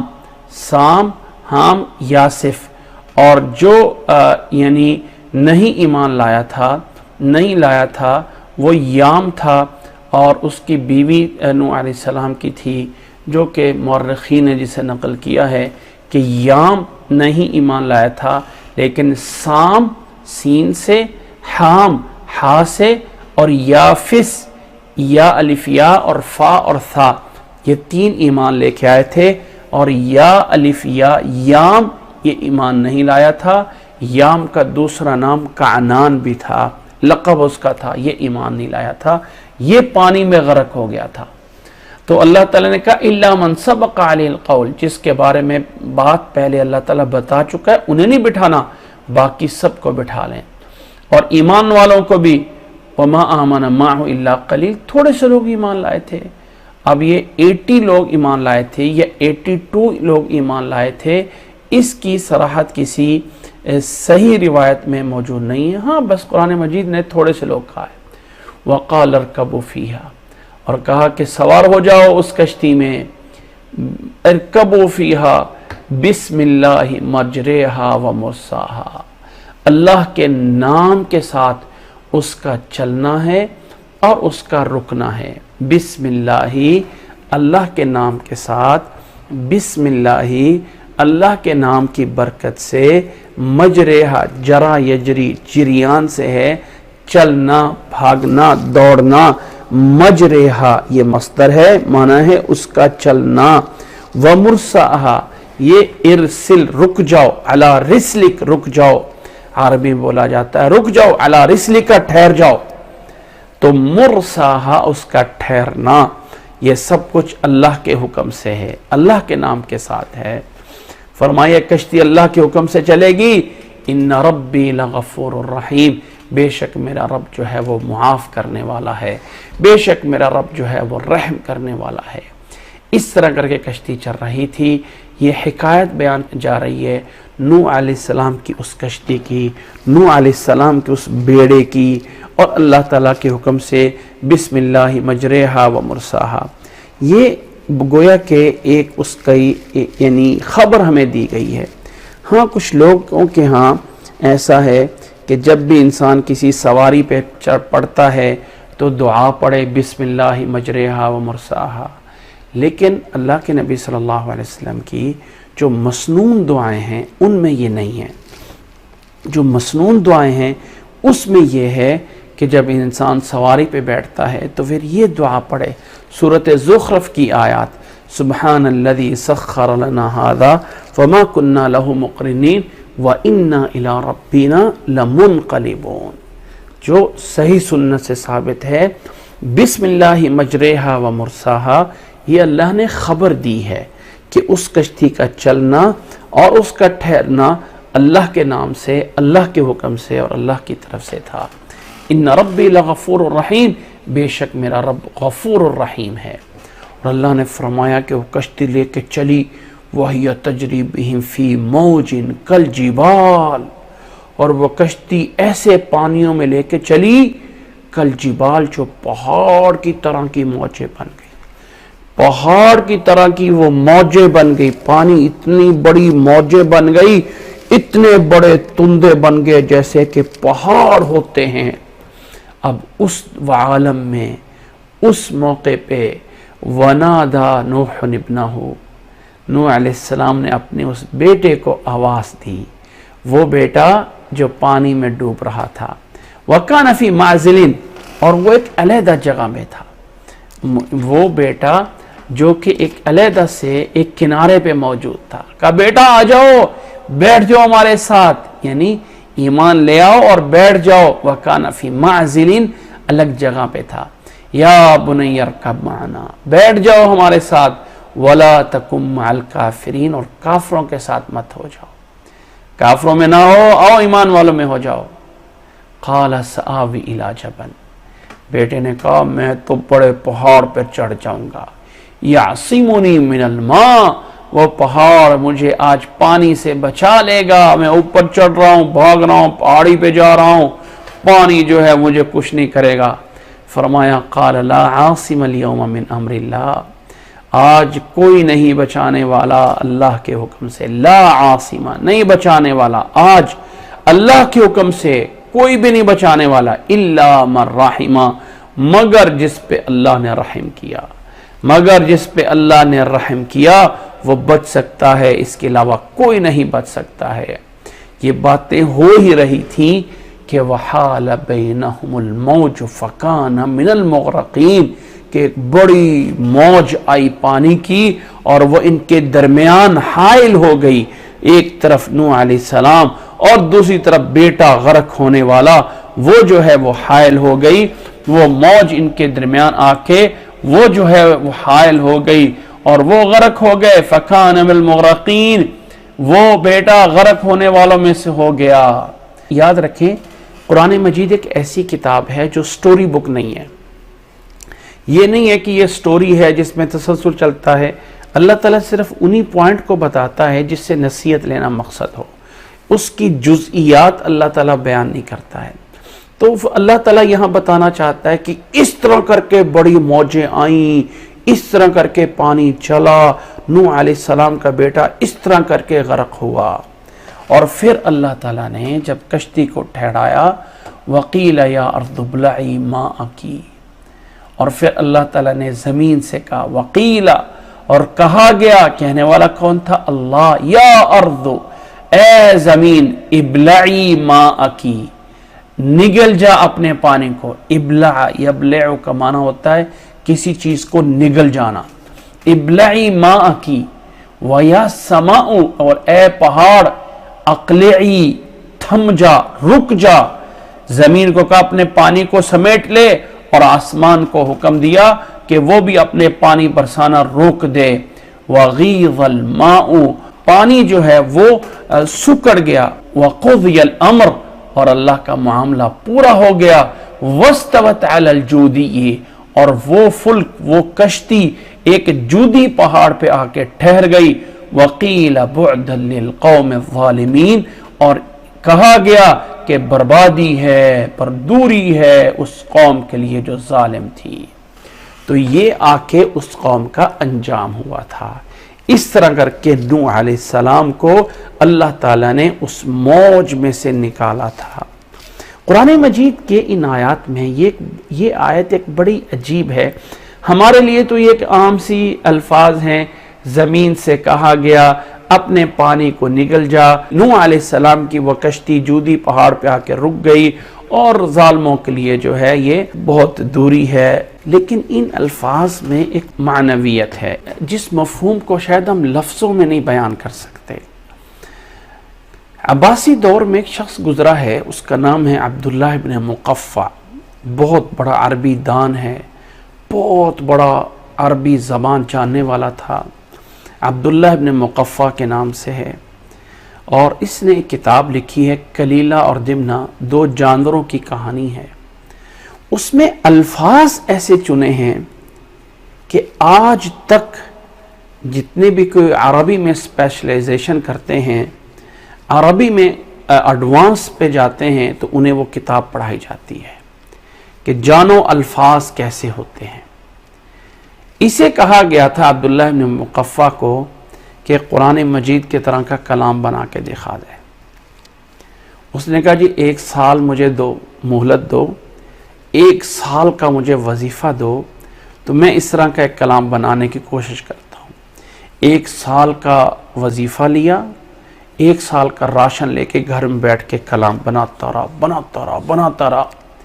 پھر اس اپنے لکھے ہوئے سب کو لے کے جا رہا تھا، تو ایک کھڑکی میں ایک بچی چھوٹی سی کھڑی ہوئی، قرآن مجید کی یہ آیت پڑھ رہی تھی، وَقِيلَ يَا أَرْضُ ابْلَعِي مَاءَكِ وَيَا سَمَاءُ أَقْلِعِي وَغِيضَ الْمَاءُ وَقُضِيَ الْأَمْرُ وَاسْتَوَتْ عَلَى الْجُودِي وَقِيلَ بُعْدًا لِلْقَوْمِ الظَّالِمِينَ۔ یہ سنا، اس بچے کو کہا دوبارہ پڑھو، اس نے دوبارہ پڑھا، وہیں کھڑے کے اپنے سارے لکھے ہوئے کو پھاڑ دیا اور کہا کہ ایک آیت کا مقابلہ نہیں کر سکتا ہوں، پورے قرآن مجید کا مقابلہ کیسے کر سکتا ہوں۔ یہ آیت میں 19 الفاظ ہیں اور بلاغت کی 21 قسمیں موجود ہیں۔ انسان عاجز ہے اپنے کلام میں کہ 19 الفاظ میں بلاغت کی 21 قسمیں جو ہے وہ ڈال دیں۔ وَقِيلَ يَا أَرْضُ ابْلَعِي مَاءَكِ، ایک ایسی معنویت کہ خطاب زمین کو ہو رہا ہے، وقیل یا ارض ابلعی ماءکی، اپنے پانی کو جو ہے وہ نگل جا، آسمان کو کہا گیا تھم جا، اور پانی خشک ہو گیا، اور اس طرح کر کے تیرے رب کی طرف سے تیرا رب کا حکم پورا ہوتا ہے، اور وہ کشتی جو ہے ایک جودی پہاڑ پہ آ کے ٹھہر گئی۔ اب یہ جودی پہاڑ کا نام ہے، مورخین کہتے ہیں کہ یہ پہاڑ موصل شہر جو کہ عراق کے اندر ہے، اس شہر کے قریب یہ پہاڑی تھی، جس پہاڑی پہ آ کے یہ کشتی رکی تھی۔ یہاں سے پھر آگے انسانیت دوبارہ سے انسانیت چلی تھی، اور نوح علیہ السلام کو اس لیے آدم ثانی کہا جاتا ہے کہ پھر آگے یہ سارے کے سارے جو انسانیت ہے نوح علیہ السلام کے ان 3 بیٹوں سے آگے جو ہے وہ نسل چلی ہے۔ ان 3 بیٹے سام، حام اور یاسف، اس سے آگے ساری کی ساری انسانیت آگے جو ہے وہ چلی ہوئی ہے۔ اس لیے آدم علیہ السلام کے بعد نوح علیہ السلام پہ اس سے پہلے ساری کی ساری انسانیت ختم ہو گئی تھی، اور پھر نوح علیہ السلام کے بعد دوبارہ ان 3 بیٹوں سے آگے اولاد جو ہے وہ چلی تھی۔ تو یہاں اللہ تعالیٰ نے فرمایا کہ وہ کشتی یہاں آ کے ٹھہری، وقیل بعدا للقوم الظالمین، اس طرح کر کے بربادی ہو گئی، دوری ہو گئی اس ظالم قوم کے لیے۔ اب یہ واقعے کا انجام بیان ہوا، اب اس کی کچھ جزئیات اللہ نے الگ، اب چونکہ ایک ایسی جزئی بیان کرنا تھا جو کہ ایک معنی خیز تھی، تو اللہ نے اس کے واقعے کو پورے کو ایک دفعہ سٹاپ کیا، پورا بیان کر لیا۔ اب وہ جو مطلب والی بات تھی نا، اللہ نے اس کو سیپریٹ کر کے بتایا کہ اس دوران ہوا یہ، جب وہ غرق ہو رہے تھے، ہوا یہ ونادا نوح، کہ نوح علیہ السلام نے اپنے رب کو پکارا، نوح علیہ السلام نے اپنے رب کو آواز دی، فقال یا ربی ان ابنی من اہلی، اے میرے رب بے شک میرا بیٹا تو میرے اہل سے نا ہے، تو میرے گھرانے سے نا۔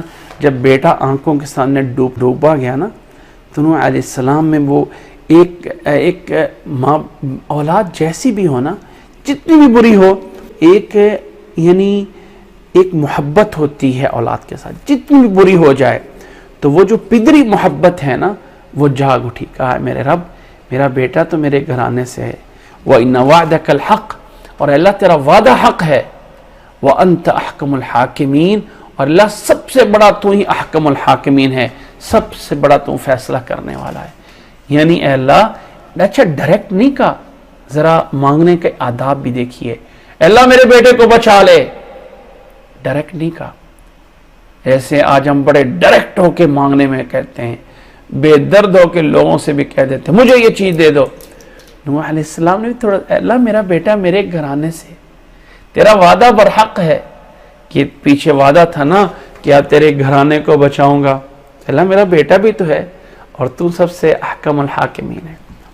قال یا نوح، قال، اب اللہ نے فرمایا یا نوح، نام لے کے پکارا، اے نوح علیہ السلام، انہ لیس من اہلک، یہ تیرے اس گھرانے سے نہیں ہے، اصل گھرانہ تیرا خونی رشتہ نہیں ہے، اصل ایمان کا رشتہ ہے۔ اصل رشتہ دار، پہلے رشتہ دار ایمانی رشتہ دار ہوتے ہیں، ایمان خونی رشتوں پہ مقدم ہوتا ہے۔ انہ لیس من اہلک انہ عمل غیر صالح، اس لیے کہ اس کے اعمال جو ہیں وہ غیر صالح ہے، وہ اس کے اعمال صحیح صالح نہیں ہیں۔ اللہ تعالیٰ نے یہ نہیں کہا کہ انہ عامل غیر صالح، عمل کرنے والا، یا اعمالہ غیر صالح، اس کے اعمال صالح نہیں ہیں، بلکہ اللہ نے کہا انہ عمل غیر صالح۔ اب یہاں پہ 2 معنی جو ہے وہ بولے گئے ہیں۔ ایک معنی تو یہ ہے کہ اللہ تعالیٰ یہ بیان کرنا چاہتا ہے کہ اے نوح علیہ السلام، تیرے اس بیٹے کے اعمال جو ہے وہ صالح نہیں تھے،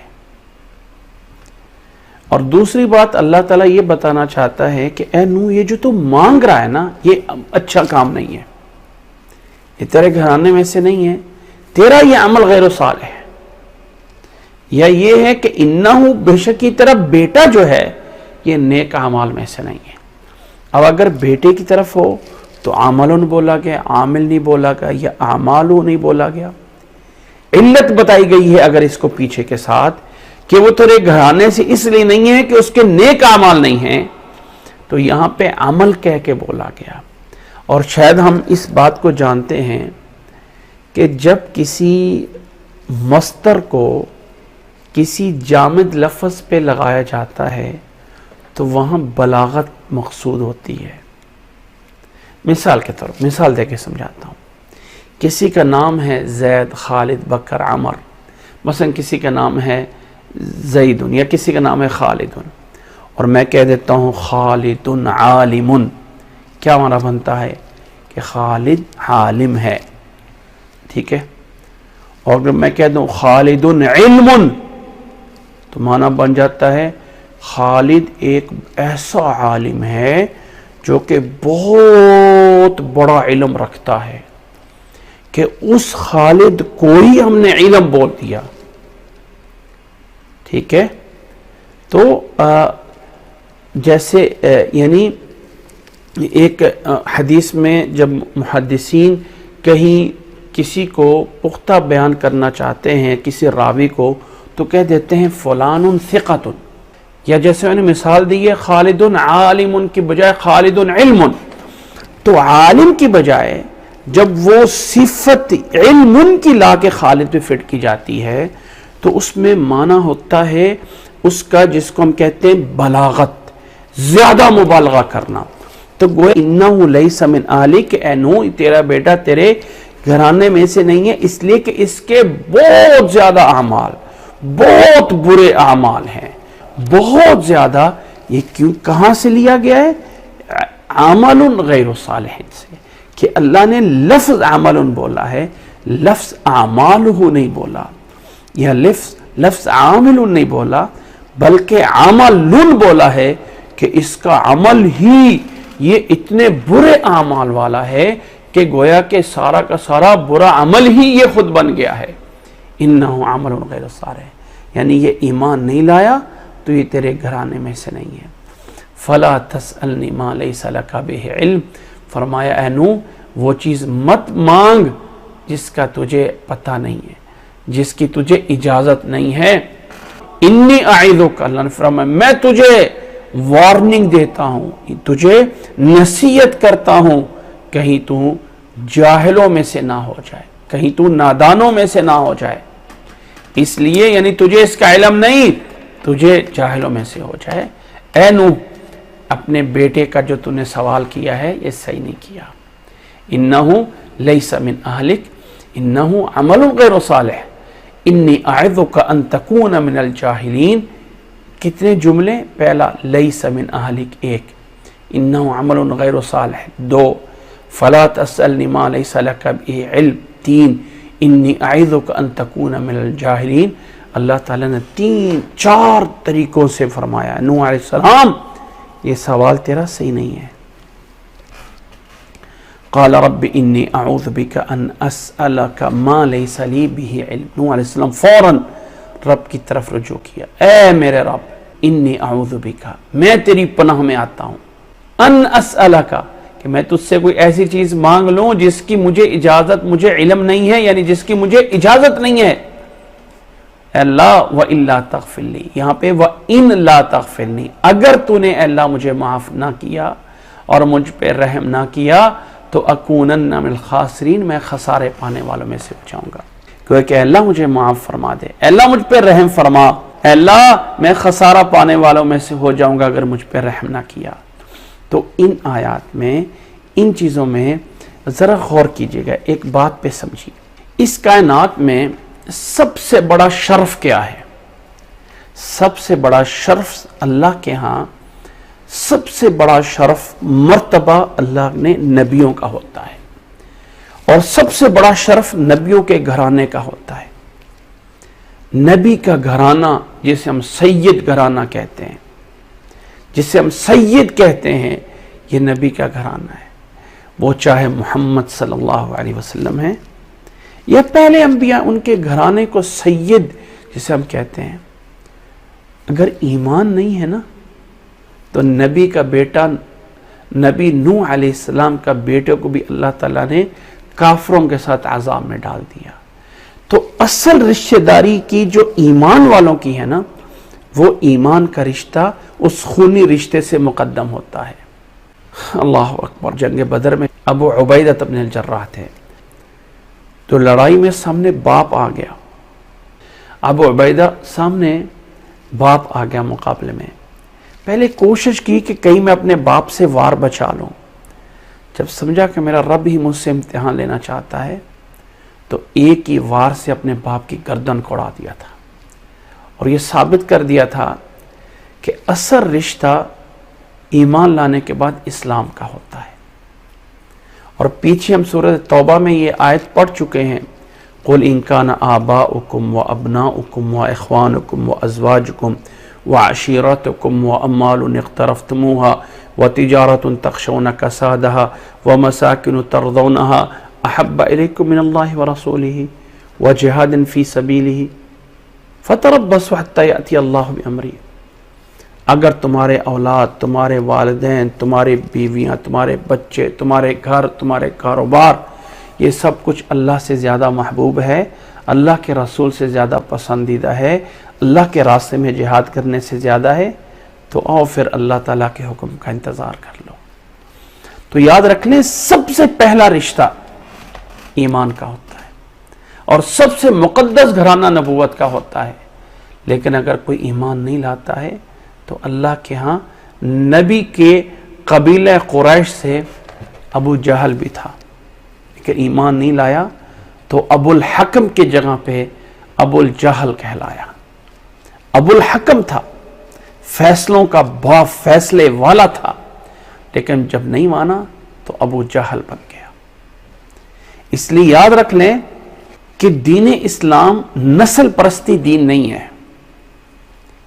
ہم نبی کے گھرانے آل اہل بیت کا احترام کرتے ہیں کہ نبی صلی اللہ علیہ وسلم کے گھرانے، اللہ کے نبی صلی اللہ علیہ وسلم کے اہل بیت کا ایک مقام اور مرتبہ ہے، اور نبی صلی اللہ علیہ وسلم کا یہ فرمان بھی ہے کہ آپ صلی اللہ علیہ وسلم نے فرمایا تھا کہ میں تمہارے اندر اللہ کی کتاب کو اور اپنے اہل بیت کو چھوڑ کے جا رہا ہوں۔ حدیث موجود ہے۔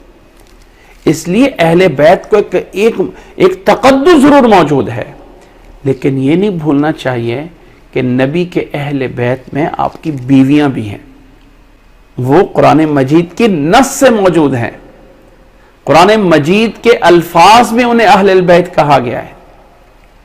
اور یہ بھی نہیں بھولنا چاہیے کہ یہ رشتہ ایمان کی بنیاد پہ ہے۔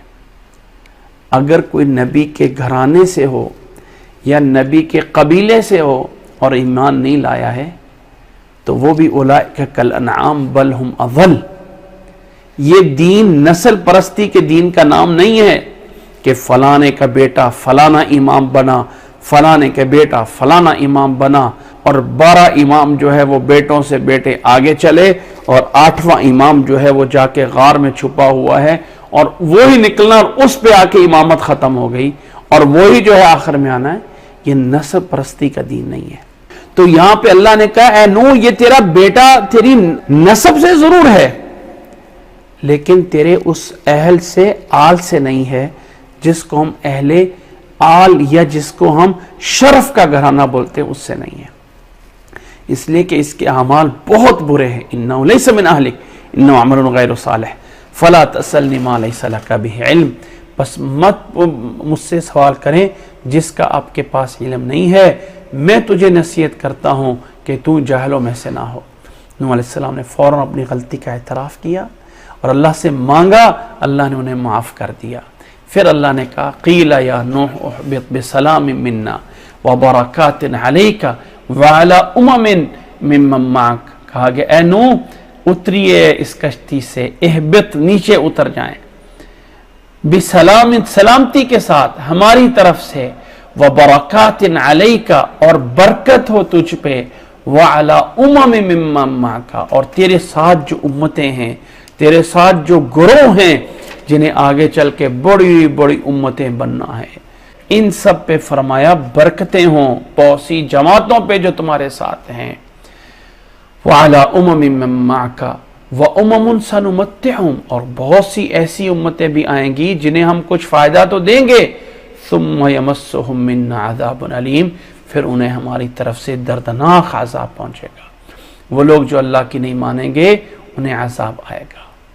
یہ سارا واقعہ بیان کرنے کے بعد اللہ تعالیٰ نے آخر میں فرمایا، اے نبی تلک من انباء الغیب نوحیہا الیک، اے نبی یہ ہے غیب کی باتیں جو ہم آپ کو بتا رہے ہیں۔ ما کنت تعلمها انت ولا قومک من قبل ھذا، تو اور تیری قوم تو ان چیزوں کو، ان باتوں کو پہلے سے نہیں جانتے تھے، ہم نے تمہیں بتایا ہے۔ تم اور تمہاری قومیں تو پہلے سے نہیں جانتے تھے اس طرح کے واقعات کو، یہ جزئیات کو، نوح علیہ السلام کے پوری باتوں کو ہم نے بتایا تمہیں۔ فاصبر، پس صبر کریں، ان العاقبۃ للمتقین، بے شک انجام، آخر اور اینڈ میں آ کے جو کامیاب ہونے ہیں وہ متقین ہونے ہیں۔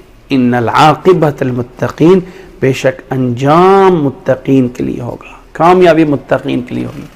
اب اس آیت میں، آیت نمبر 49 میں سورۃ ہود میں اللہ تعالیٰ نے اپنے نبی کے بارے میں واضح فرمایا، تلک من انباء الغیب نوحیہا الیک، یہ غیب کی خبریں ہیں جو ہم آپ کو وحی کر کے بتا رہے ہیں۔ کچھ لوگ کہتے ہیں کہ نبی عالم الغیب ہے لیکن عطائی ہے۔ عطائی کا مطلب کہ اللہ نے آپ کو علم دیا، یہ عطا کیا تو نبی نے آگے امت کو بتا دیا، تو اس طرح پھر سارے کے سارے جو ہیں وہ عطائی عالم الغیب بن گئے۔ پھر عطائی تو ختم نہیں ہوتا، اللہ نے تو آگے نبی صلی اللہ علیہ وسلم کے پاس کوئی چیز پوشیدہ تو رہی نہیں ہے، فرمایا تھا بلغ ما انزل الیک، اے نبی جو کچھ آپ کو بتایا گیا سب کچھ آگے بیان کر دے۔ تو نبی صلی اللہ علیہ وسلم نے تو سب کچھ بتا دیا، تو پھر سارے عالم الغیب ہو گئے؟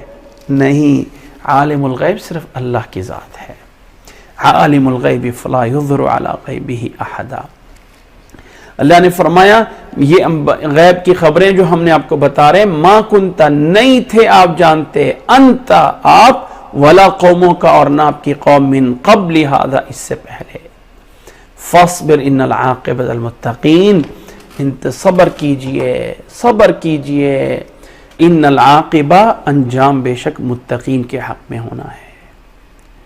اللہ تعالی ہمیں ان واقعات سے عبرت حاصل کرنے کی توفیق عطا فرمائے۔